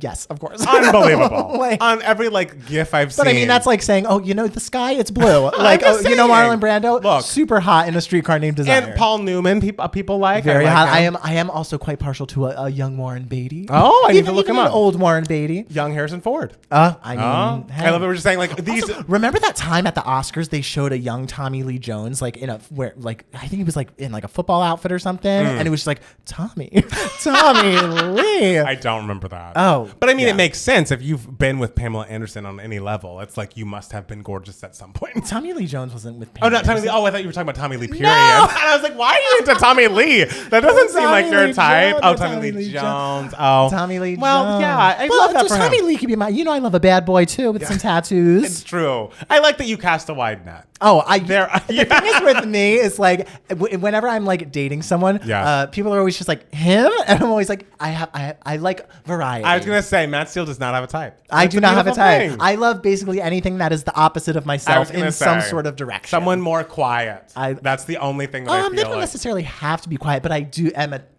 like a nice quiet gentleman. Who's just I like a sweet man. Yeah. So that's like my number one thing. I like a sweet guy. How did we get started talking about this? We were talking about who was hotter, Al Pacino or Robert De Niro. Guys, they're both hot. So wait, apparently Prince Harry and Meghan Markle were involved in a car chase with paparazzi that like quote unquote resulted in multiple near collisions. I heard that this wasn't like a car chase and that the headline was like not fabricated but over exaggerated to make it seem more dramatic, because it was like in New York, and so like what kind of car chase can you have in New York? Apparently it was more, I think, like the scooters that were aggressive. I don't know. It looks like from the spokesperson for the couple says last night the Duke and Duchess of Sussex and Miss Ragland were involved in a near catastrophic car chase at the hands of a ring of highly aggressive paparazzi. The relentless pursuit lasting over 2 hours resulted in multiple near collisions. Other drivers on the road, pedestrians, and 2 NYPD officers. While being a public figure comes with a level of interest from the public, it should never come at the cost of anyone's safety. Dissemination of these images, given the ways in which they were obtained, encourages a highly intrusive practice that is dangerous to all involved. So apparently they're trying to like get all of the footage that was captured during this chase or whatever it was taken, or people they're trying to buy it. I'm sure they're not going to pay for it, but they don't want it to be released. Grid is saying they're not going to do that. They may release it in whatever ways they want to. It just seems like, can we not leave these people alone? Oh, I mean, well, obviously. I don't understand why we're still doing this. And like, I feel like now this is just like belaboring the point. Like, I feel like we're going to hear so many stories about this now. And I'm like, I thought we were all kind of done bugging them and like also hearing about how the world's bugging them. Right. Well, and I feel like paparazzi culture has become a thing of the past more so. I was thinking that as well. I actually was just watching, because now for some reason people with Twitter Blue can upload like 2 hours worth of video onto a single tweet.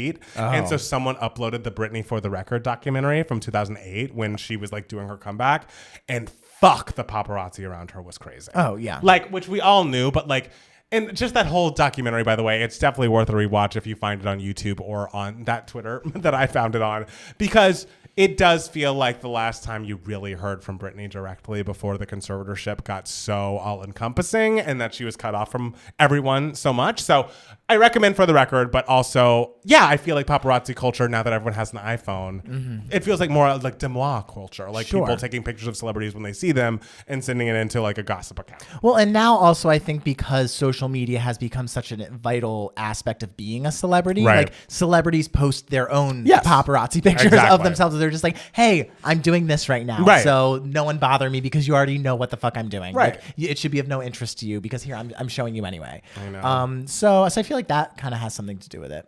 It could. Well, as I mentioned before we started recording, in my being sick, I had previously promised myself, I'm going to go see the Renaissance tour in September. I'm trying not to watch any of the footage that's coming out from the European dates. But then I got sick and I was in bed all day. And every time that Twitter For You's tab would say, you want to watch this Beyonce clip, don't you? I'd be like, yeah. Yeah, I do. And my God, it looks amazing. I realized that people were giving her shit for not dancing a lot. But A, she sounds fucking incredible. So like, who cares? B, she seems like she's having the most fun that she's ever had on stage. And I am getting reports that she's dancing more and more every show. So yeah, because she recently had foot surgery. Yeah, exactly. So I'm not mad at her. I'm so excited for the show. And she also posted to her Instagram saying a picture of herself doing her own hair, and it's like a natural look. And she's basically saying, does anybody know that like I used to grow up and Destiny's Child would perform in my mom's salon, and she was an entrepreneur with these hair care products, and so I've always wanted to carry on her legacy. Stay tuned. And it's like, okay, I'm excited for the hair care line. I'm excited that people, are going to have new material of things to care for their hair, but I'd also be excited for some visuals. Is this going to come out before the visuals? The line? Do you think? I mean, you don't listen, as she said on her tour, a queen moves at her own pace. The worst thing that has happened from the tour is that phrase, because this is Matt Steele's excuse for not doing anything he doesn't feel like doing. Exactly. And that was a very important lesson when I played The King in The King and I in sophomore year of college, when we were doing Rodgers and Hammerstein scenes in scene study. Yes. I kept, moving, and my acting teacher kept saying, "You are the king. Why are you in such a rush?" And I'm just like, well, because I'm gay and excited. But he's like, "Why are you in such a rush? People wait for you." Wow. And so I knew that a king moves at his own pace, and now I know that a queen moves at her own pace. However, yes, I would like those visuals because you know what will give me a good hair day? The visuals. Absolutely. Yeah. I feel like it will improve all of us on the inside. Like, I feel like what I learned in Costa Rica is the reason that the plants are so green and the nature is doing so well there. Where is this going? You are listening until I get to the point, and then you will know. It's because of the volcanoes, and the volcano and the ash that has come out is like nutrient rich, and thus without a lot of tending to it, the greenery becomes even more green. And so when the visuals will be like our volcano, and we will look more beautiful from the inside out once we are given that volcanic ash of visuals from Beyonce. That is so fucking beautiful. Yeah, it is. When Beyonce releases those visuals, guys, we will all be the people of Pompeii, just laying on the ground, just nothing but ash. Yes, nothing but ash. And we'll be living gorgeous. We'll be laying in the most gorgeous pose. That's the thing. We'll be like posing on the horse. There will be ash of just like people posing on disco horses. We won't need that skincare channel anymore because we'll be given life through Beyonce's visuals. I feel like ash would be like a good exfoliant. I could do it. We should ask Montana in the Discord, who's our resident is ash skincare a good person. exfoliant? It's a great question. Yeah. There's a little bit more Bravo news. So everyone buckle up. Okay. The Real Housewives of New York reboot is here, and meaning that there's a whole new cast. Every woman on that show got fired, and they filmed a whole new Housewives show with 6 new ladies. I watched the trailer. It looks okay. I'm excited to give it a try and see how I feel about it. And they also announced that the next Real Housewives Ultimate Girls Trip is going to be the Roni Legacy. But like they basically are only filming for 8 days instead of like 4 months and doing a full season. They're only going to film the 8 days like they do for girls trips. And the cast list includes a bunch of incredible housewives like Luann, Dorinda, Sonia, Ramona, Kelly Ben-Simone, who you've seen her at her most, Kelly Ben-Simone, and this girl named Kristen Takeman, who is... I mean, once this was announced, of course, Ramona on her podcast or some other podcast was like, I had forgotten Kristen Takeman was a person until they announced that she was on our cast. Like, why couldn't we get Aviva? And to that I say, I realized that Jill was a big part of why that original Legacy cast didn't go forward. But do we even want this without Jill? Like, truly, I feel like having Jill, Ramona, Sonia, Luann, Dorinda, like these are the people we need for a true Legacy cast. I realize Bravo's probably not happy with Jill Zarin at the moment, but man, oh man. But that is the nostalgia That's you want. the nostalgia you gotta say. But I mean, here's the thing. You can never go back again because it will never be as good as it once was if you go back to the same thing. It won't, but like, it could be something great. It could be its own great thing. And if it's not great, it's only 8 days. That's the thing. And that's the reason Jill didn't want to do it. She's like, I live in Florida now. If I'm in New York for this long, like, it messes up my taxes. You guys need to pay me more money. Like, whatever. I just want Jill Zarin back on our screen. She did a great job on Ultimate Girls Trip 2. She would be great in this Roni Legacy Ultimate Girls Trip. Maybe the next time they do it, she'll be on it. Justice for Jill. Justice for Jill. Right? SAG-AFTRA is asking their members to authorize a strike. Yes. As a member of SAG. Yeah, well, everyone's voting yes. But but what this is essentially just like we're voting to use like not necessarily the threat of a strike, but like because negotiations haven't even happened yet. So like they're saying like if negotiations do not go well and we do not get what we want, then do we as a group agree that like if things don't go well, then we could possibly strike. So it's essentially giving that permission to in the future. It's not saying that it will happen. When are negotiations? Oh, I forget. Oh. Ask Fran. Ask my president, Fran. I think it's funny that Fran is the president. And also, people got mad at Fran. I was in, Costa Rica. And so I was seeing some news. I was so busy with the toucans and the volcanoes. It's true. But the Discord was saying, like, people were mad at Fran or, like, we didn't like what she said. What did she even say that people got upset about? I was not upset about what she said, actually, because I think she said, they essentially asked her, like, would SAG strike or something like that, and to that effect. And sure, like, you want her to say something a little more substantial and like definitive. Yeah. But she said the political thing, which was just like, you know what? As president, like, I don't think it would be responsible of me. It wouldn't be responsible of a president of like a union or something to say flat out like, well, yes, this is what we want and we will strike, because it's like asking Joe Biden, like, are we going to go to war in 6 months? Right. Like, he has to be like, well, this is a lengthy, more complex conversation. Right. And it will need to be thought out more than me blurting it out like in this interview. I mean, and she is correct. SAG is a huge union. It is a huge and very diverse union. I mean, there's actors who make money like being extras. There's actors who just make their money doing commercials. There's actors like me who make no money acting. And like, and so it's the needs and wants of each individual actor are very different. Right.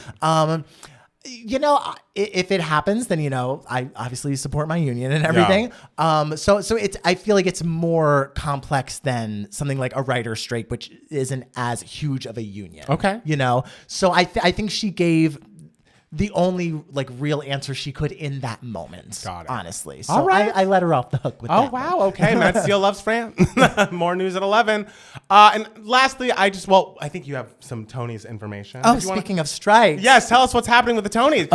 Matt Steele was like, oh, well, of course we must talk about the Tony situation. I was like, what's that? Oh my God. Yeah. You were away. I was away. It was a scary couple of days. Let me tell you. What happened? There was a moment in which it looked like the Tonys were not going to be aired on television. Yes. Or something? So the Tony Awards issued a waiver to the Writers Guild and was like, hey, so I know you're striking, but could we possibly still go forward with the Tony Awards, because these award ceremonies, these are Writer Guild hired jobs and everything. But like, can we still go forward with this, because Broadway needs the Tony Awards. It is their one commercial per year. Like, that makes sense. Like, there's a reason why when shows don't get any Tony nominations, the day after they announce a closing. There's a reason why when shows don't win any Tony Awards, like literally 2 days later, they announce their closing. Like Broadway needs the Tony Awards to like thrive, like actually like run, and especially coming out of 2 years of not running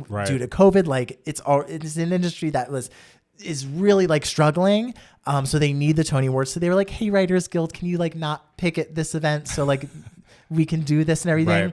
And so the Writers Guild was like, no, we do not. And so, like, no. And so for, which like, I totally understand, like, you have to do what you have to do. Absolutely. To, get your point across and to make your strike successful. But still, it was a little just like, oh fuck, what's gonna happen? Like to these, like what's gonna happen to Kimberly Akimbo? Oh. Like these small shows that like are, not these huge blockbuster ticket sales wise, and Kimberly Akimbo needs that Tony Award win. People need to see it. They do. And they need to perform in order for the show to run. And so it was very nerve wracking. But a weekend went by, and Monday night, it was updated. The WGA East said tonight that it won't pick at the Tony Awards next month, but reiterated that it will not negotiate an interim agreement or waiver for the show. So there will be no picket line that would have to like be crossed and everything. So the Tony Awards will go forward on Sunday, June 11th. It is just going to be I forget how they described it. They described it as just like a sort of like unscripted and fly by the seat of your pants kind of event. If there's one thing I want for my Tony Awards ceremony, it is just unpredictability and insanity. I mean, it sounds like it's going to be a mess. I am here. I am sat for that shit. All right. And it's kind of like, well, the 1988 Tony Awards also happened during a writer's strike. It happened during the longest writer's strike in history, actually. And that went forward. And so I'm excited to see what this Tony Awards is going to look like. It's going to have a little less polish. And, I'm here for the chaos and the fun. Well, I hope it all works out for you. Guys, it's live theater. It's live. It's live. To quote Bette Midler in the video in Hello Dolly, where she trips over herself during Put On Your Sunday Clothes, and she just screamed to the audience, "It's live!" Well, she has a point there. And I just want to offer up 2 songs that we should all be listening to because I think they're good. Janelle Monáe put out a new song and a new music video this weekend, or I guess probably Friday, called Lipstick Lover. And the video is so incredibly gorgeous. And it's like, for someone who like has such depth and such artistic merit, I love seeing her just have fun and being like, I like girls with big asses. And I like lipstick on my neck. This is, if you need some additional queer liberation to get you excited for Renaissance, the tour, listen to Lipstick Lover. It is a great song. It is a beautifully shot video. It is just so incredible. And I'm excited. Her album, I think called The Age of Pleasure, which seems to be in keeping with the theme of Lipstick Lover, comes out on June 9th. So that's very soon. I can't wait for that. She's such a talent. And you know how we feel about Dirty Computer. An excellent, excellent record. And I think this follow-up is going to be just amazing. And Kylie Minogue has a new song called Padam Padam, and it's like truly about nothing. It's like listening to, air, but in the best way. Like sometimes you want to be empty-headed and bopping along, and that's what Padam Padam does. Like it is just a fun song about nothing, and it makes me happy. We love a song about nothing. We love a song about nothing. Matt Steele, is there anything else you'd like to share with the people? I don't think so. All right. Well, we're going to take a quick break, and then we'll be back with more 2K Mats, the podcast.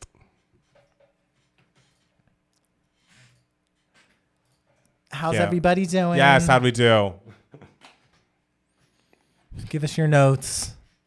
I mean, we can't take them now. Right, because it's over. Done. It's done. We're not re-recording. Montana, I always forget that Montana has watched Housewives. Montana, you got to get on Vanderpump. I'm telling you. If you watch Housewives, you already get it. Jeff says June 30th is the last day of negotiations, possibly. For SAG? For SAG. Oh. Interesting. Yeah, and I know that Travis actually, my roommate went to the Zoom SAG meeting or whatever. Oh, okay. And they were essentially saying, everyone was like, what are the things we're negotiating and everything? And they're like, well, we can't tell you because they can't leak. Oh. Because when like these negotiations that for the things that we're fighting for leak, then like we lose like the leverage with the production companies and everything. Because if they go into the meeting knowing what we're going to ask for, then they can already have sort of like answers like to fight back against that. So, and I'm like, you know what? It's understandable. It's complex, guys. It's complex. It's complex. Let me look at these. Email my hearts. We got quite a few. Oh, I love it. Pot 'em today, pot 'em tomorrow, pot 'em forever. Yes. Were those the lyrics? No. I love it. Yes, get on that Vanderpump catch-up chat. And it's going to be spoiler-full, so I think we have a few patrons at least who have just started the show from the beginning. So if you don't want to be spoiled as to what's currently happening in their lives, then pause that portion when we get to it. Are we going to see The Little Mermaid? It's coming out this weekend. I will be seeing it. I have been getting a little nervous from listening to parts of the songs and things. Like I listened to, I don't remember if it was Kiss the Girl or Under the Sea or something. And I was like, oh, David. What's wrong with whatever David's doing? It's just, did you hear it yet? No, I haven't listened. Just listen. Okay. It's a little weird. I'd rather see it in person. Okay, watch it. I mean, I hear it's good. Like people are like, oh, it's not like blowing anyone's mind, but like it's a solid reboot, right? Live action reboot. So I love that. I'm excited. I like your shirts. Thank you.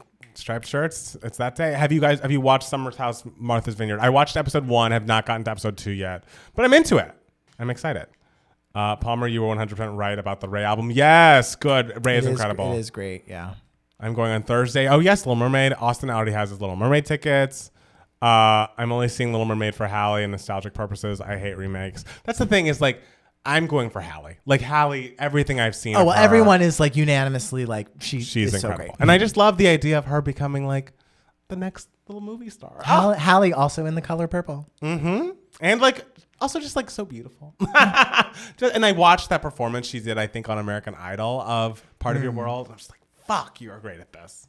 What great casting. I'll never get over it. David 100% still sounds French. How?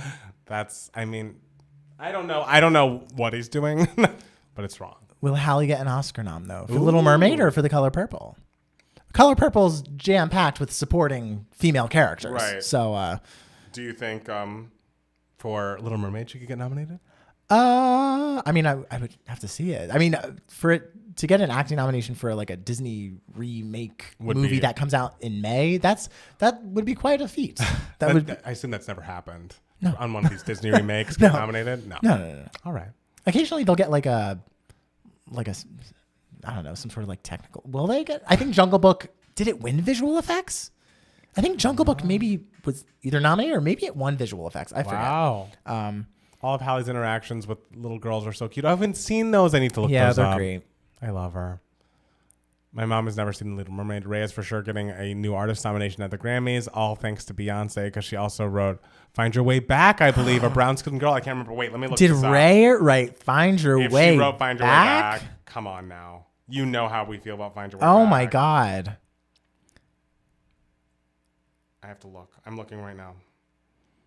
Big world, oh, yeah, no, definitely no, like, acting nominations for a remake. I think she could get a Golden Globe nomination 100%, like without doubt. Absolutely. I imagine Halle Bailey going up against Fantasia for Best Actress. I mean, well, that'd be nice because I mean, Fantasia would win, right? So there you go. Fantasia's winning regardless who she's up against. All right. One of them hugged Halle for so long; it was adorable. Oh. How do we feel about Beyonce performing in slave labor Dubai? That was months ago. And you know, there's a Housewives in Dubai. There's a lot of bad stuff happens in Dubai, and people are still going. We shouldn't single out Beyonce. Okay. All right. MTV VMAs 2023 will perform Pink, Ray, Niall, Harry Styles, Taylor Swift, Jonas Brothers, Chris Brown, and more pop songs without Latin pop. Chris Brown, what's he doing? What is he doing? Has he been back to the VMAs? Wasn't he in the news recently again for some shit? Yeah, he and Usher got into a fight at like the Love. Oh, that's right. Thing, and it's like, guys, why is he going to be at the VMAs? Why? I don't even know if that. Like, it seems like we're just assuming, but it's September, right? The VMAs. Yeah, so that's a while time now. between now. Fantasia stays winning. Absolutely. There's slave labor in America. Well. Oh. Guys, we got to start talking about volcanoes again. I know, we got to talk about volcanoes. I mean, we've been gone for a week.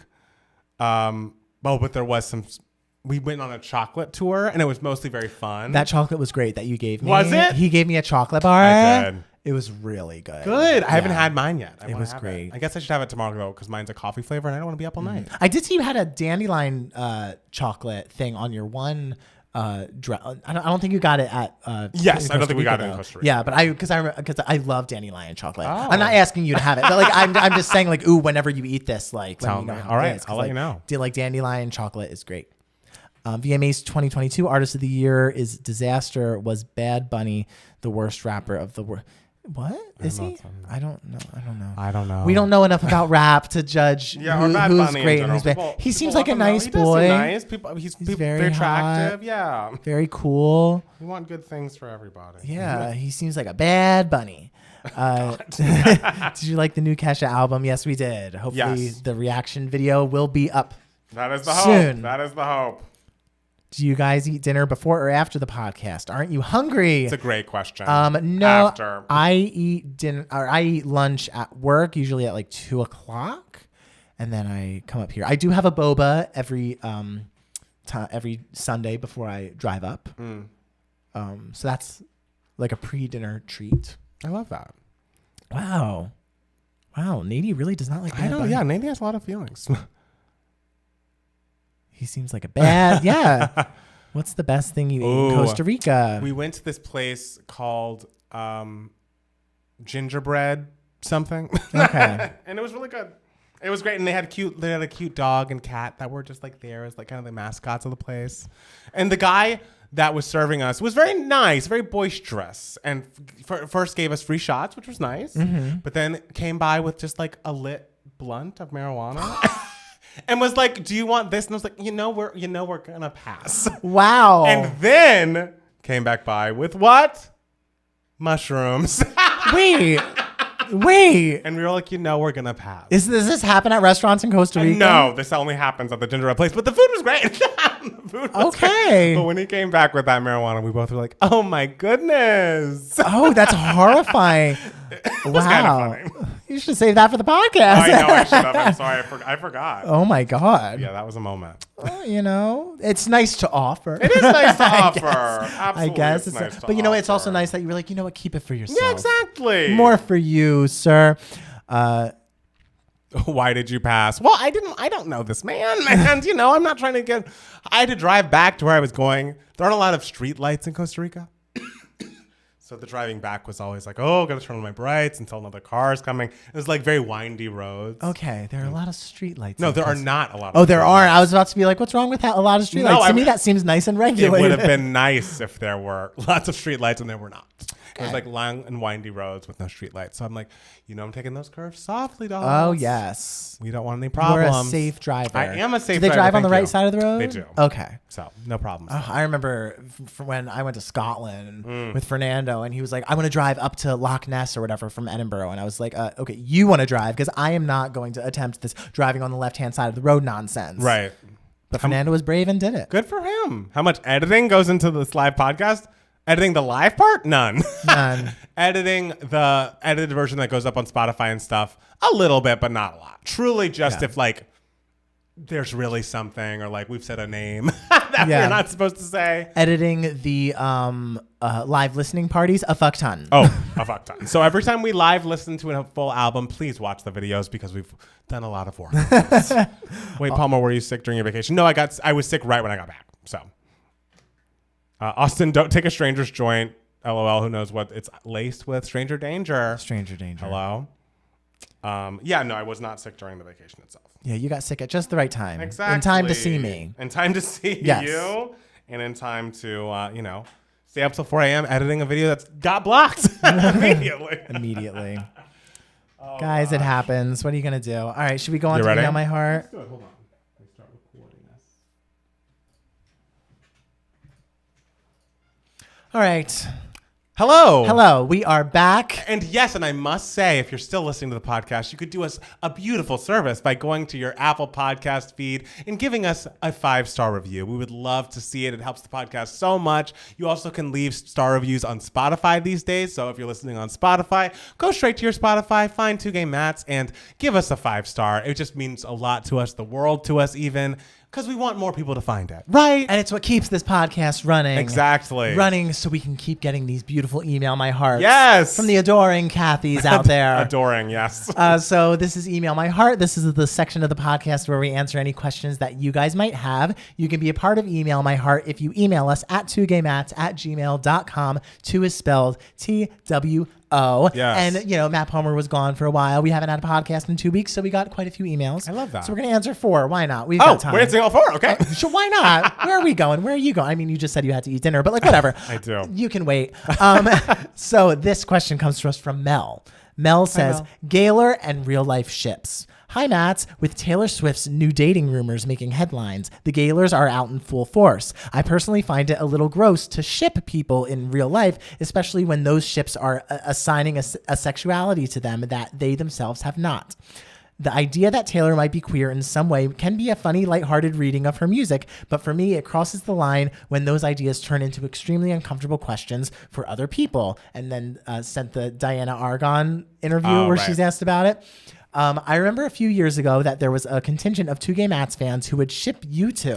And I think even wrote fan fiction. Did they? If so, I didn't see it. I would love to see it. I don't need to see that. With your personal experience with this phenomenon, how do you feel about people who ship real people? And more so, how do you feel when those ships are a fabrication or fantasy of a queer narrative? Thank you both so much for being a light for me and for the Kathys every week. Your podcast and YouTube videos are always the best part of every day. Oh, that's very kind. Yeah.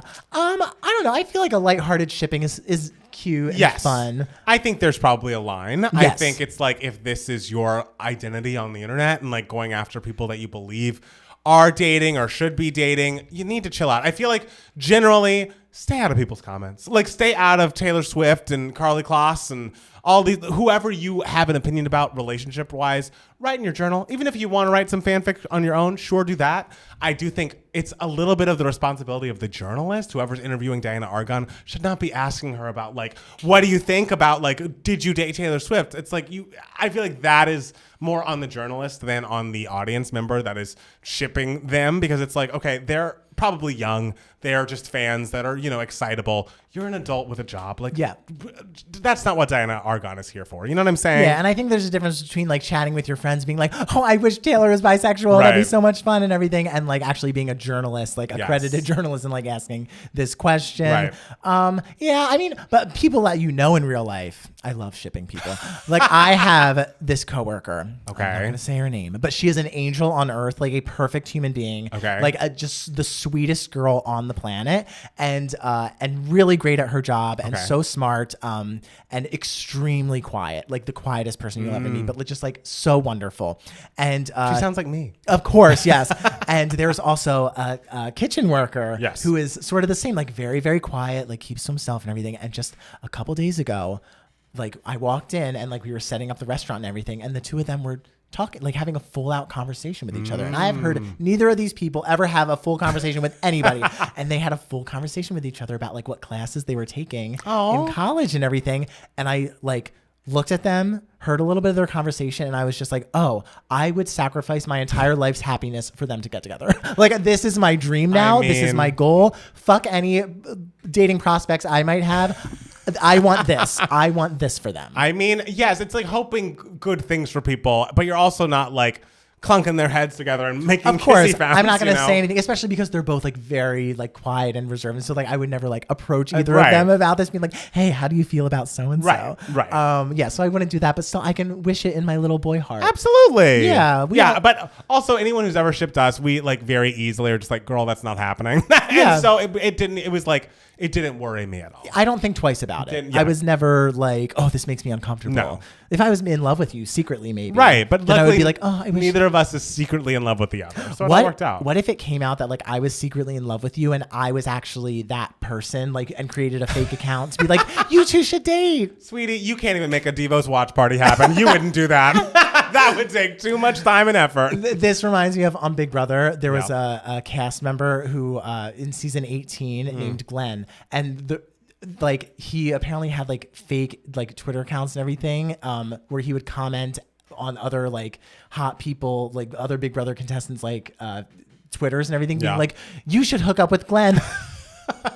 This was a rumor. I don't know if this actually happened, but like it was really kind of funny when it was like suspected of happening. But so this next question comes to us from Amy.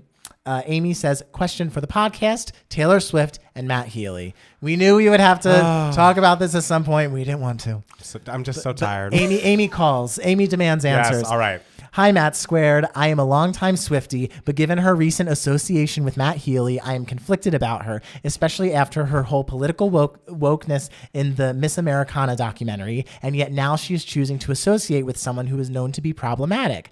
I definitely understand that fans have weird parasocial relationships with celebrities, and she doesn't owe us anything, but I have a hard time supporting her knowing that she is choosing to associate herself with someone who is problematic and has offended many and doesn't seem to care. I used to love Taylor as both a person and an artist, but now I am questioning if I want to support in either realm. This isn't necessarily a direct question, but was just wondering your thoughts on the situation. Follow up to this question, an email later. I think we've all been there, and from Joe's point of view, it's incredibly hard to watch someone move on so quickly, especially in the public eye. So what advice would you give to someone trying to move on, but seeing your ex move on so quickly after a long relationship that barely just ended? Okay. So the first part of the question, the Matt Healy of it all, I know so little about this person. Everything I've learned about him, I feel like has been after he has dated Taylor Swift, or, they're supposedly dating now. And I'm hearing that he has done, like, that he watches porn that's very problematic and, like, bragged about watching porn that, like, degraded black women, maybe. And, like, he's done a lot of stuff that he's like talked a lot of shit on podcasts and done a lot of problematic things in those realms. But that specific story was the one that was like, oh, that is fucking weird. This guy sounds weird. He sounds like a weird person, but I don't know him. And as much as I would support Taylor, Like, sure, you are allowed to have any feeling that you want about Taylor and her personal life, who she chooses to be around, who she chooses to date. And if it is too hard for you to support her after this, then you have every right to stop listening, to stop engaging with her, whatever you want to do. I do still stand by, don't go to anybody's comments. Don't go to anybody's Twitter or Instagram and like spam them. Like because at the end of the day, it is her personal life. And like, of course, all the reverberations, there could be consequences if fans want to like not support or not do this, XYZ. They have every right to do that. I don't know, because when I was in my most hardcore stand-up, it was with Mariah, and she would date men that I was like, oh, I don't think he's right for you, but I don't think anyone that I ever thought of as problematic, because Nick Cannon hadn't Nick Cannon yet. But I was like, I don't like that you're interrupting, the A equals MC squared promo plan, but whatever. But at the end of the day, it's like my feelings towards, and I hate to even talk about it because people get mad at me whenever I do, Michael Jackson. It's like, I've decided not to support this person anymore, even though they meant so much to me for a long time.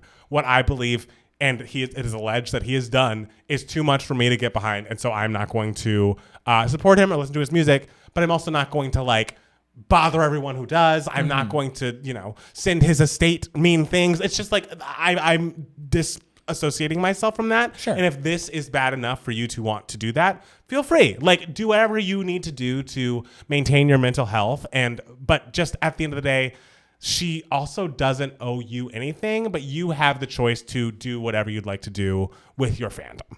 Sure. I think that's a very good answer, Matt. And I agree completely. Like, I truly have never heard of him before all of this happened and everything. And the things I have seen, like, heard him say, like, on podcasts and everything, I'm just like, oh, he's like, this sounds like a very immature, like, kid joking, but like, you're an adult man. Like, right. what are you saying? Like, right.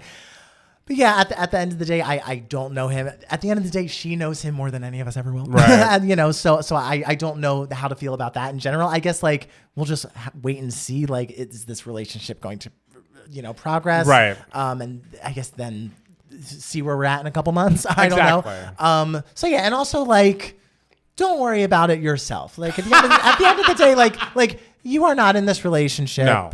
And obviously, like, I guess that is kind of hard to say because Taylor obviously means so much to you. Right. But at the end of the day, you can take a breath and just be like, well, you hear some of the things he says, and you can be like, well, at least it's not me. Yeah. at least this is not my boyfriend. And it's just like the only decision you have to make is like how much you do or do not want to engage with Taylor Swift anymore. Sure. And that's up to you. Yeah, it's totally up to you. As for the second part of the question, in normal non-Taylor Swift superstar land, I would think you would want a break from the person you were dating now that you are their ex. So I would, if my ex moved on really quickly after we broke up, there's no way I would know that because I would have unfollowed them. I would have no contact. It's obviously harder when Taylor Swift's Taylor Swift. But yeah, my advice for a person who is moving on from an ex and sees that they have moved on quickly is to not engage with them because it's like you guys are exes for a reason. If they've moved on, that's even more of a reason to take a long time away from interacting with them on socials or in real life or whatever it is. Just like you don't need to be in their circle at that moment because it could be too painful. Yeah, you're a very different person than I am when it comes to like a parting of the ways moments and everything. Matt Palmer's just like, I will not associate with you. I will not be thinking of it. I mean, I'm sure you're thinking of it, but like I will not bring it up. Yeah. I will just be like, nope, no more. There's no space in my heart for whereas that. I'm just like, I need to talk about it for months. Yes, and it is a very hard thing to see. If an ex moved on very quickly, would you reach out to the ex and be like, I want to talk about this? I would want to, but would I? No. Okay. Because I would. The thing is, like, I feel like I would still have some sort of like communicative relationship with this, unless it ended horribly. Right. And it's just like, oh, you have betrayed me. You are the scum of the earth, which that's luckily has never happened to me. That's good. And so I would think that they would have let me know that this was happening. And so, and I would have to be okay with it, because they have to go out and live their lives. Right. But also I am the type of person who is very much not like that. Like if I were to date someone for a while, I do not move on quickly. Like totally. I'm very much like, I need time to myself. Yeah. But everyone is different. It's true. So this question comes to us from Brad. And it says, email my heart introductions. Warning, a lot of questions. Okay. Hi, Matt Steele and Matt Palmer. I am a new listener to this podcast, and I'm interested in getting to know a bit more about you. Do you guys have an intro video where you talk about your backgrounds and how you met, decided to start the podcast? The more details, the better. Matt Steele, how did you get into theater? If you weren't doing theater, what do you think you would be doing instead? Matt Palmer, how did you get into music? If you weren't doing music, what do you think you would be doing instead? Both of you, where do you envision this podcast going in the future, and how long do you think you'll continue doing it for? Also, do either of you have any upcoming projects that you can share details about? Thanks so much for considering answering all my questions. Love your podcast, and it definitely helps make workouts a lot more fun. Oh, yay! Thank you so much for the questions. I do think we should try to answer as quickly as possible because a lot of people listening probably already know this. We met because we lived together in 2012. Yes. And that's how we met. We started the podcast because we would argue a lot and people would have fun watching us. We're like, let's argue on the internet. Yeah. Music things. I got into music because I love Mariah Carey, grew up loving music, started making music, have been making music ever since. Working on a new EP right now, working with a collaborator named Steve Future. I hope to keep doing the podcast and YouTube for as long as it makes sense for both of us. So we have a lot of fun doing it. We just hit our 10-year anniversary. Thank you for listening. Yes. How did I get into theater? Well, me and my brother would always put on shows in our, since before I could talk, my brother would make me put on shows with him in the basement and everything. And we'd perform them for the entire neighborhood, the family. We'd make all our friends join in and everything. So I was always doing theater, even before I could talk. Amazing. And then I started doing community theater and of course, school theater and everything, and a little bit of professional theater, when I was in middle school, because I was at my prime cuteness in middle school. And then I went to NYU, majored in musical theater, and I actually moved to LA to pursue more film and television. Yes. Because I saw the direction musical theater was going in, and I was like, I don't know if I really fit into that more, because I was always more focused on acting. So I was like, let me move to LA and focus on film and television, which is where I met Matt Palmer, which is where we started living together and starting Two Gay Mats. And so new things coming up. I obviously produced a feature film that came out and wrote and produced a feature film that came out in 2020. I'm in the process of working with a composer to adapt that into a musical. Yes. So I was working on the outline for that all the past couple weeks, and I am about to direct a series of shorts that my friend Cecilia is producing, and so I'm flying out to Jersey in July for that. Yes. So that's my directorial debut. Congratulations. Thank you very much. You're welcome. And I'm also in the midst of trying to get my second movie made. Yes. So I'm doing that. Where do we see the podcast going in the future? Everywhere, babe. To the moon. Share it. Yes. Leave us 5-star views. Yes, we would love a show maybe on MTV. We would love that. Where we comment on music. Hello. That'd be fun because MTV doesn't have anything like that. I was going to say, don't you want MTV to have some music content? MTV, music, television. Let's go. It's in the title. Anyway, thank you for listening, Yes. Brad. And also, the next email comes from a Theo, and Theo has the same last name as Brad. Oh, wow. So I wonder if they're related. I hope so. Are you brothers? Are you husbands? I hope both. Both. Not both. It's going a little Not far. So next from Theo says, hi, Matt S. and Matt P. Matt Steele, I just watched DeVos and absolutely loved it. I'm wondering if you are comfortable sharing what inspired the movie. Do you see a potential sequel? If so, what would the plot be? Also, are you still in touch with the cast? Matt Palmer, knowing that you're artists who writes about love and heartbreak, I'm curious if anyone has reached out to you about a song that they thought was inspired by them, good or bad. And if so, how would you handle that? Especially if it was something that made them look bad. Do you have any Jake Gyllenhaal or John Mayers in your past? Any exes that should be fearful that you're going to write a song about them? Any 10-minute versions of your songs? Best, Theo. So thank you so much for watching DeVos. I really appreciate it. I obviously it was inspired by my experiences in high school theater. Actually, not so much my experiences, but after college, I was working a little bit helping to direct high school theater. So it was actually more so inspired by my experience working with kids in that realm. And so just the crazy antics that they would get into, I just thought was so funny. And I also started conceiving it back in 2011, at a time when Glee was very popular and all these TV shows and movies that were about kids performing. And the focus always seemed to be about wow, look at how amazingly talented these kids are. And so I was kind of yeah, that's great, but that's not how it is in real life. I want to show the craziness. I want to show the kids who aren't into theater suddenly doing the school show and like what that looks like. And so I really wanted to have it be more like comedy focused. Yes. And so there is no sequel in the works. I have like conceived an idea, like if there were to be a sequel, I would like for it to be like a TV show. Oh, that's but cute. about like a college musical theater program. I love that. Maybe. And I am still in touch with a lot of the cast. I actually just hung out with Christine Schermerhorn, who played Mitchell. I just was talking to Timmy Brundage, who played Josh, a couple like a week ago or something, because it was his birthday. I see Louis Avila, who played Javier. Yeah, we're all like, it was a wonderful cast. Everyone was terrific and really great. So I love them all. So Matt Palmer, yes. who are your Jake Gyllenhaals or John Mayers? Well, there are a few. No one's ever reached out. Yeah, no one's ever reached out, but I feel like the only time it ever came up when I was in a dating situation was when I was starting to date someone new and they knew I wrote songs. And at some point they did look over me and say, "Are you going to write a song about this?" And I said, "Maybe." He only showed up in one song and like in a fine way. He was fine. But yeah, I don't think it's like, it's so non-specific. Like, sure, it's specific to me, but I'm not Taylor Swift. No one really knows who I've dated outside of Jackson because it's never been like put it anywhere. And so, yeah, and I've been with Jackson for now 4.5 years. So I don't think anyone else has anything to worry about. But, much like Mariah Carey is going to be writing about Derek Jeter till the day she dies. Yeah. And same with Taylor and some of her exes.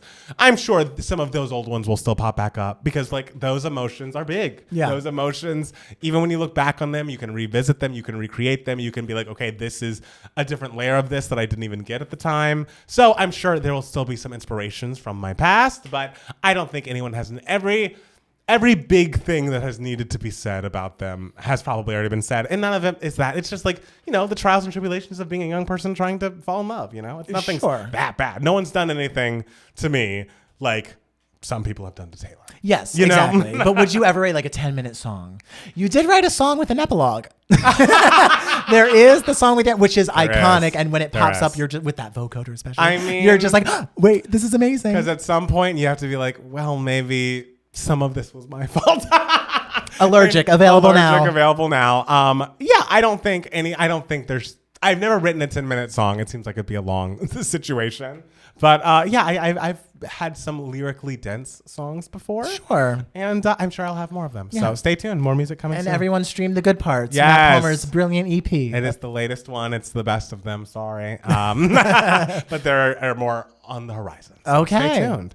Matt Steele. Yes. I have a question for you. Yes. What has been giving you moments, darling? So this week, I told myself, I'm like, I need to go shopping. I need new clothes. I need an overhaul. Okay. And so I was like, I'm going to ask my friend Alexis to go with me because I am the type of person who, if I go clothes shopping, I need to go with someone because I need someone to put things in my hands and say, try this on. And this looks good on you. Wait, why won't you do it just for yourself? Because I can't. I'm too indecisive. And I'm just like, do I really need this? Does this look good on me? Like, and I get very stressed out and overwhelmed if I have to like spend money on clothes because I'm always like, oh, I like this, but like, am I ever gonna wear it? Is this gonna be a waste of money? And I'm like horrified of it. So I need someone to essentially like be my master while I am shopping. Got it. And so Alexis was like, listen, we're going to go to these thrift stores called Crossroads, which is where it's like designer stuff that's like, a lot of it has never been worn. Some of it has, but like a lot of it still has like the tags on it and everything. And it's like discounted and everything. So we went and I bought a lot of clothes for a very, very small amount of dollars. Yes. And it was really exciting. But there is one sweatshirt. I can't believe a sweatshirt is you're giving me moments. There is one sweatshirt.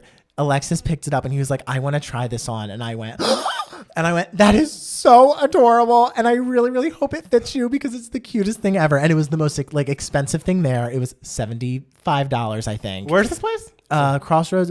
We went to 2 different ones. They're in like Hollywood and like, like Silver Lake area. I think this one was at. Yeah. And most of the clothes at these stores were like ranged from like $15 to like $25. Okay. Even for like really nice stuff.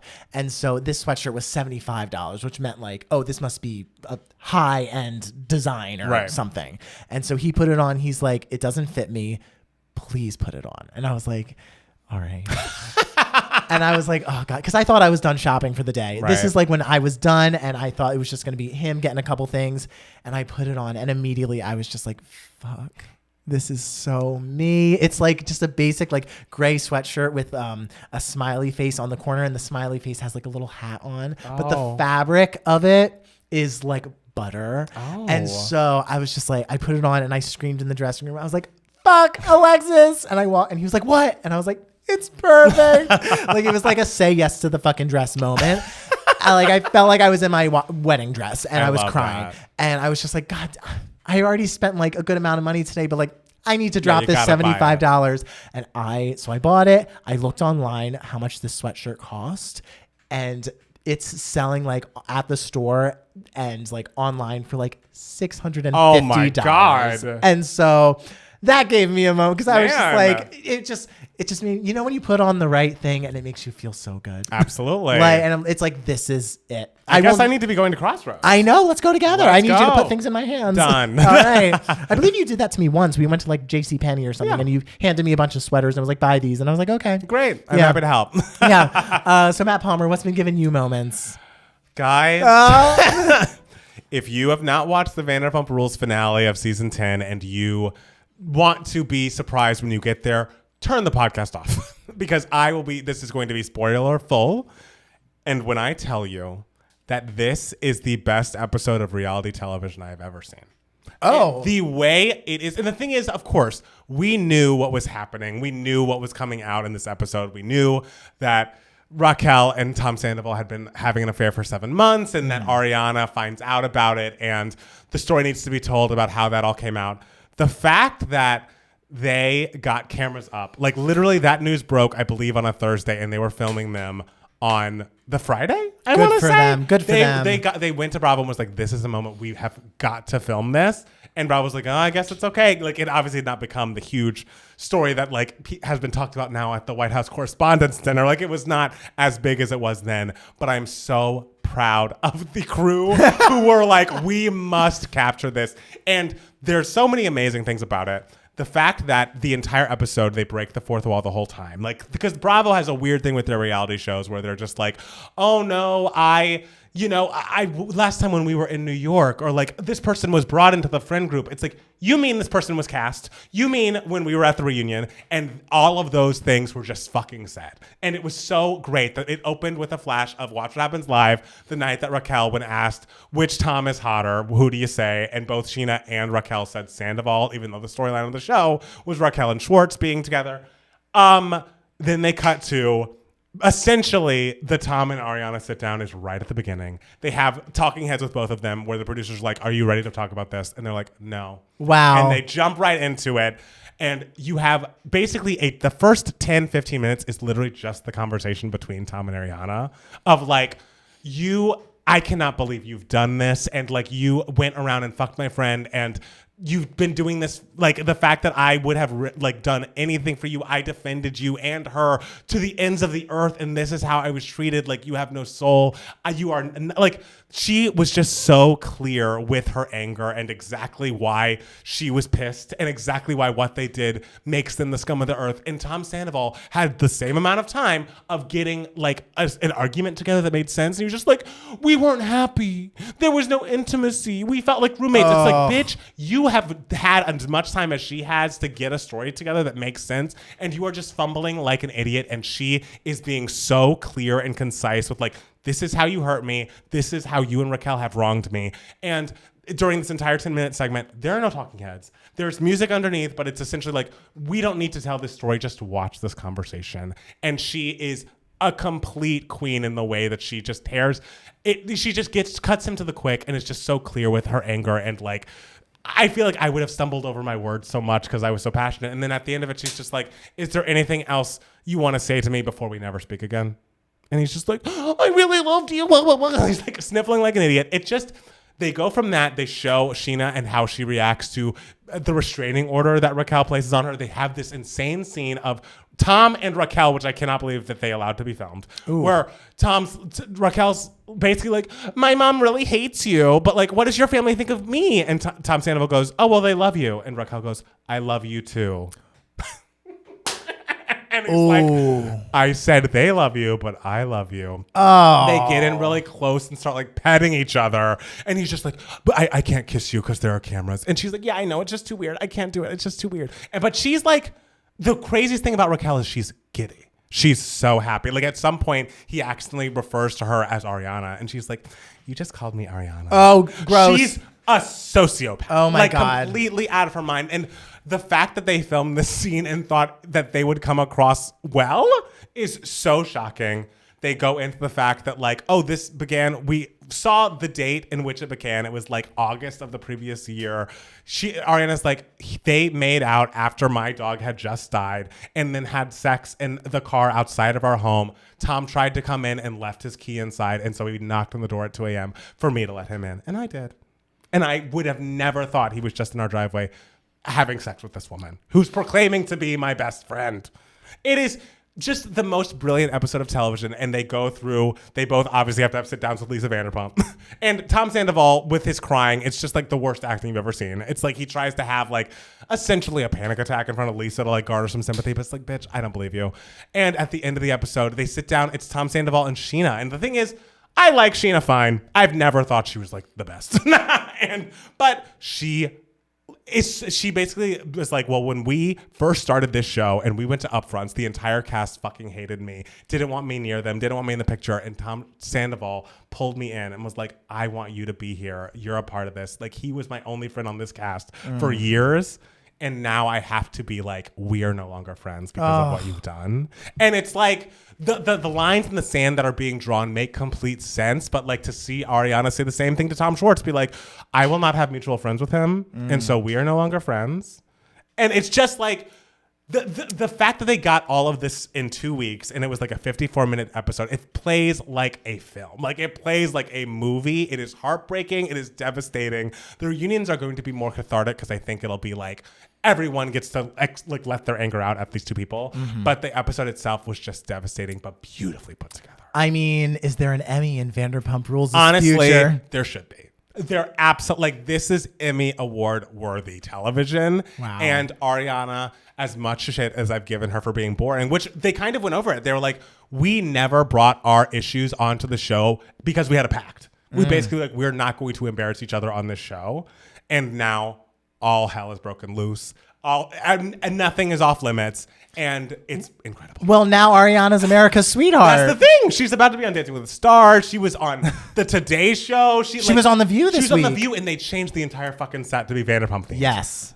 Unbelievable. Insane. She's a superstar. It's just like, I just cannot get over how well-spoken and succinct and articulate she was in this hugely passionate moment in which her life was falling apart. And just hearing that he had nothing prepared, Nothing. being like, well, there was no more intimacy, and like you become so. It's just like, this is not a real thing. Or like it essentially was like, I was having a midlife crisis. Like, I turned 40 and I thought, is this all my life is going to be? It's like, that's your this argument? Is like men's excuse for cheating 101. Like, at least bring us to 102 level. Like, come on, like get a little something more specific. Something and more like, specific. I just think and it's just so boring. It's boring. Like, it's boring.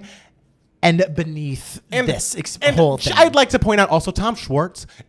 Tom Sandoval is like, he barely gives Ariana an apology in that entire 10 minutes. As soon as he sees Tom Schwartz, he breaks down. He's like, I'm so sorry about the bar. I know our Yelp reviews are down and like everyone hates you because of what I did. And it's like, what the fuck? Like, why do you have more emotion for this person who you're in business with? And yes, you fucked up the business, but you blew up her life.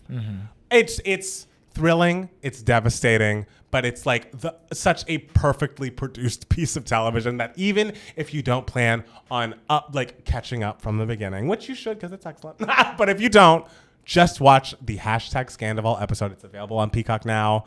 The show has never had higher ratings. Shit. Like her episode of Watch What Happens Live with just Ariana, no other guests, was like the highest rated Watch What Happens of the season. Like these people are superstars right now. And it's in a sad situation, but like good for her for making the most of it. Yeah. Woo! Man. I can't tell you how good that episode is, guys. I really can't. All right. Is there anything else you'd like to tell the people? I don't think so. This was a fun one today. It really was fun. It's great to be back. It's lovely to be back. I'm so glad to be back with all of you. Thank you so much for watching and listening. We'll be back soon with more 2 Gay Mats, the podcast. Bye. Bye. Guys. What a fucking episode. All right, where are we at in the chat?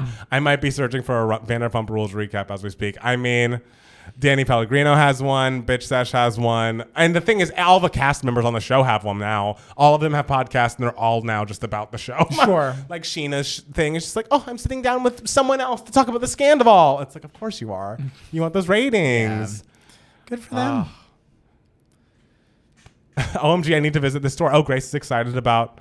Crossroads. Yes, Crossroads. Yeah. We need to see the sweater. I can't believe you didn't wear it. It's a sweatshirt. It's not a sweater. I did buy a sweater. I bought like a very baggy, like 90s style sweater that's like really baggy. Okay. But like I look so cute in it. That's and good. it's like made in Italy. Oh. It was like a $32 purchase. I love that. Yeah. So get ready, guys. Shit's happening. Oh, thank you, Isaac. Oh, and also there was someone who donated oh, yes. I forget their name. But thank you so much if you're still out there. I think it was a Kelly fan hoping that we'd react to Favorite Kind of High. Which we are going to react to the full album. So that'll be a part of it. So June 23rd. June 23rd. You will be getting that. I eat up all the Vanderpump drama. Thank you. If there are any Vanderpump people in the chat, please join the Patreon. Because everyone on the Discord doesn't care. Except there's a little contingent. I believe now we're up to 3 people. Okay. Nomis, Adam Parnell, and now Ness. Ness is on season 2. That's a movement. It's a movement. So if you want to come, join the Bravo TV channel, and we go off. It's not just the moment. It's a movement. That's a line from Hamilton, right? I maybe loved that summary, but Matt P, I have a bone to pick there. Not comparable to the couple in Bridges of Madison County. Damn. I saw your comment on that video, Grace, and I was like, oh, Grace didn't like that. It does seem like a different situation. Rumors that Raquel is pregnant. No. Hope it's not true. It didn't even know. I mean, I could see Raquel being like, Tom, get me pregnant. I can't engage with that. Like, no child should be born out of this. They are already broken up. They announced their breakup like the day this finale aired. He's dating someone else in Austin. Like, it's just, it's a full mess. Did you guys hear about the weird drama with the restaurant horses? No, what is that, Gabrielle? YouTube, please don't block their Kelly reaction. Please, YouTube. They really shouldn't. The thing is, that's the only time that's happened. You know what? Even if it does get blocked, we will at least have reacted to skip this part. That's true. The first song we got through. Palmer convinced me to enjoy Real Housewives. Vanderpump seems to be the next step. I mean, you're going to love it. It's quite the ride. And there are bad seasons. 7 through 9 are tough.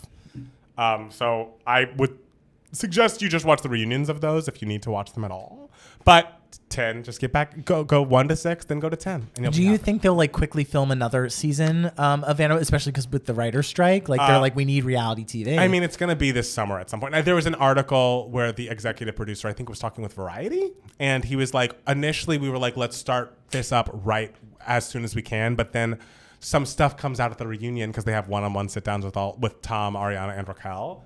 And she's like, he was like, some stuff comes out at the reunion that the cast doesn't even know about. That's like kind of a game changer, which is why people started being like, oh, is Raquel pregnant? But I don't think so. And so they're waiting until that airs and also I think the contract negotiations for Ariana and Tom especially are going to be lengthy, just because like Tom, I bet they both want a bunch of money. Oh, sure.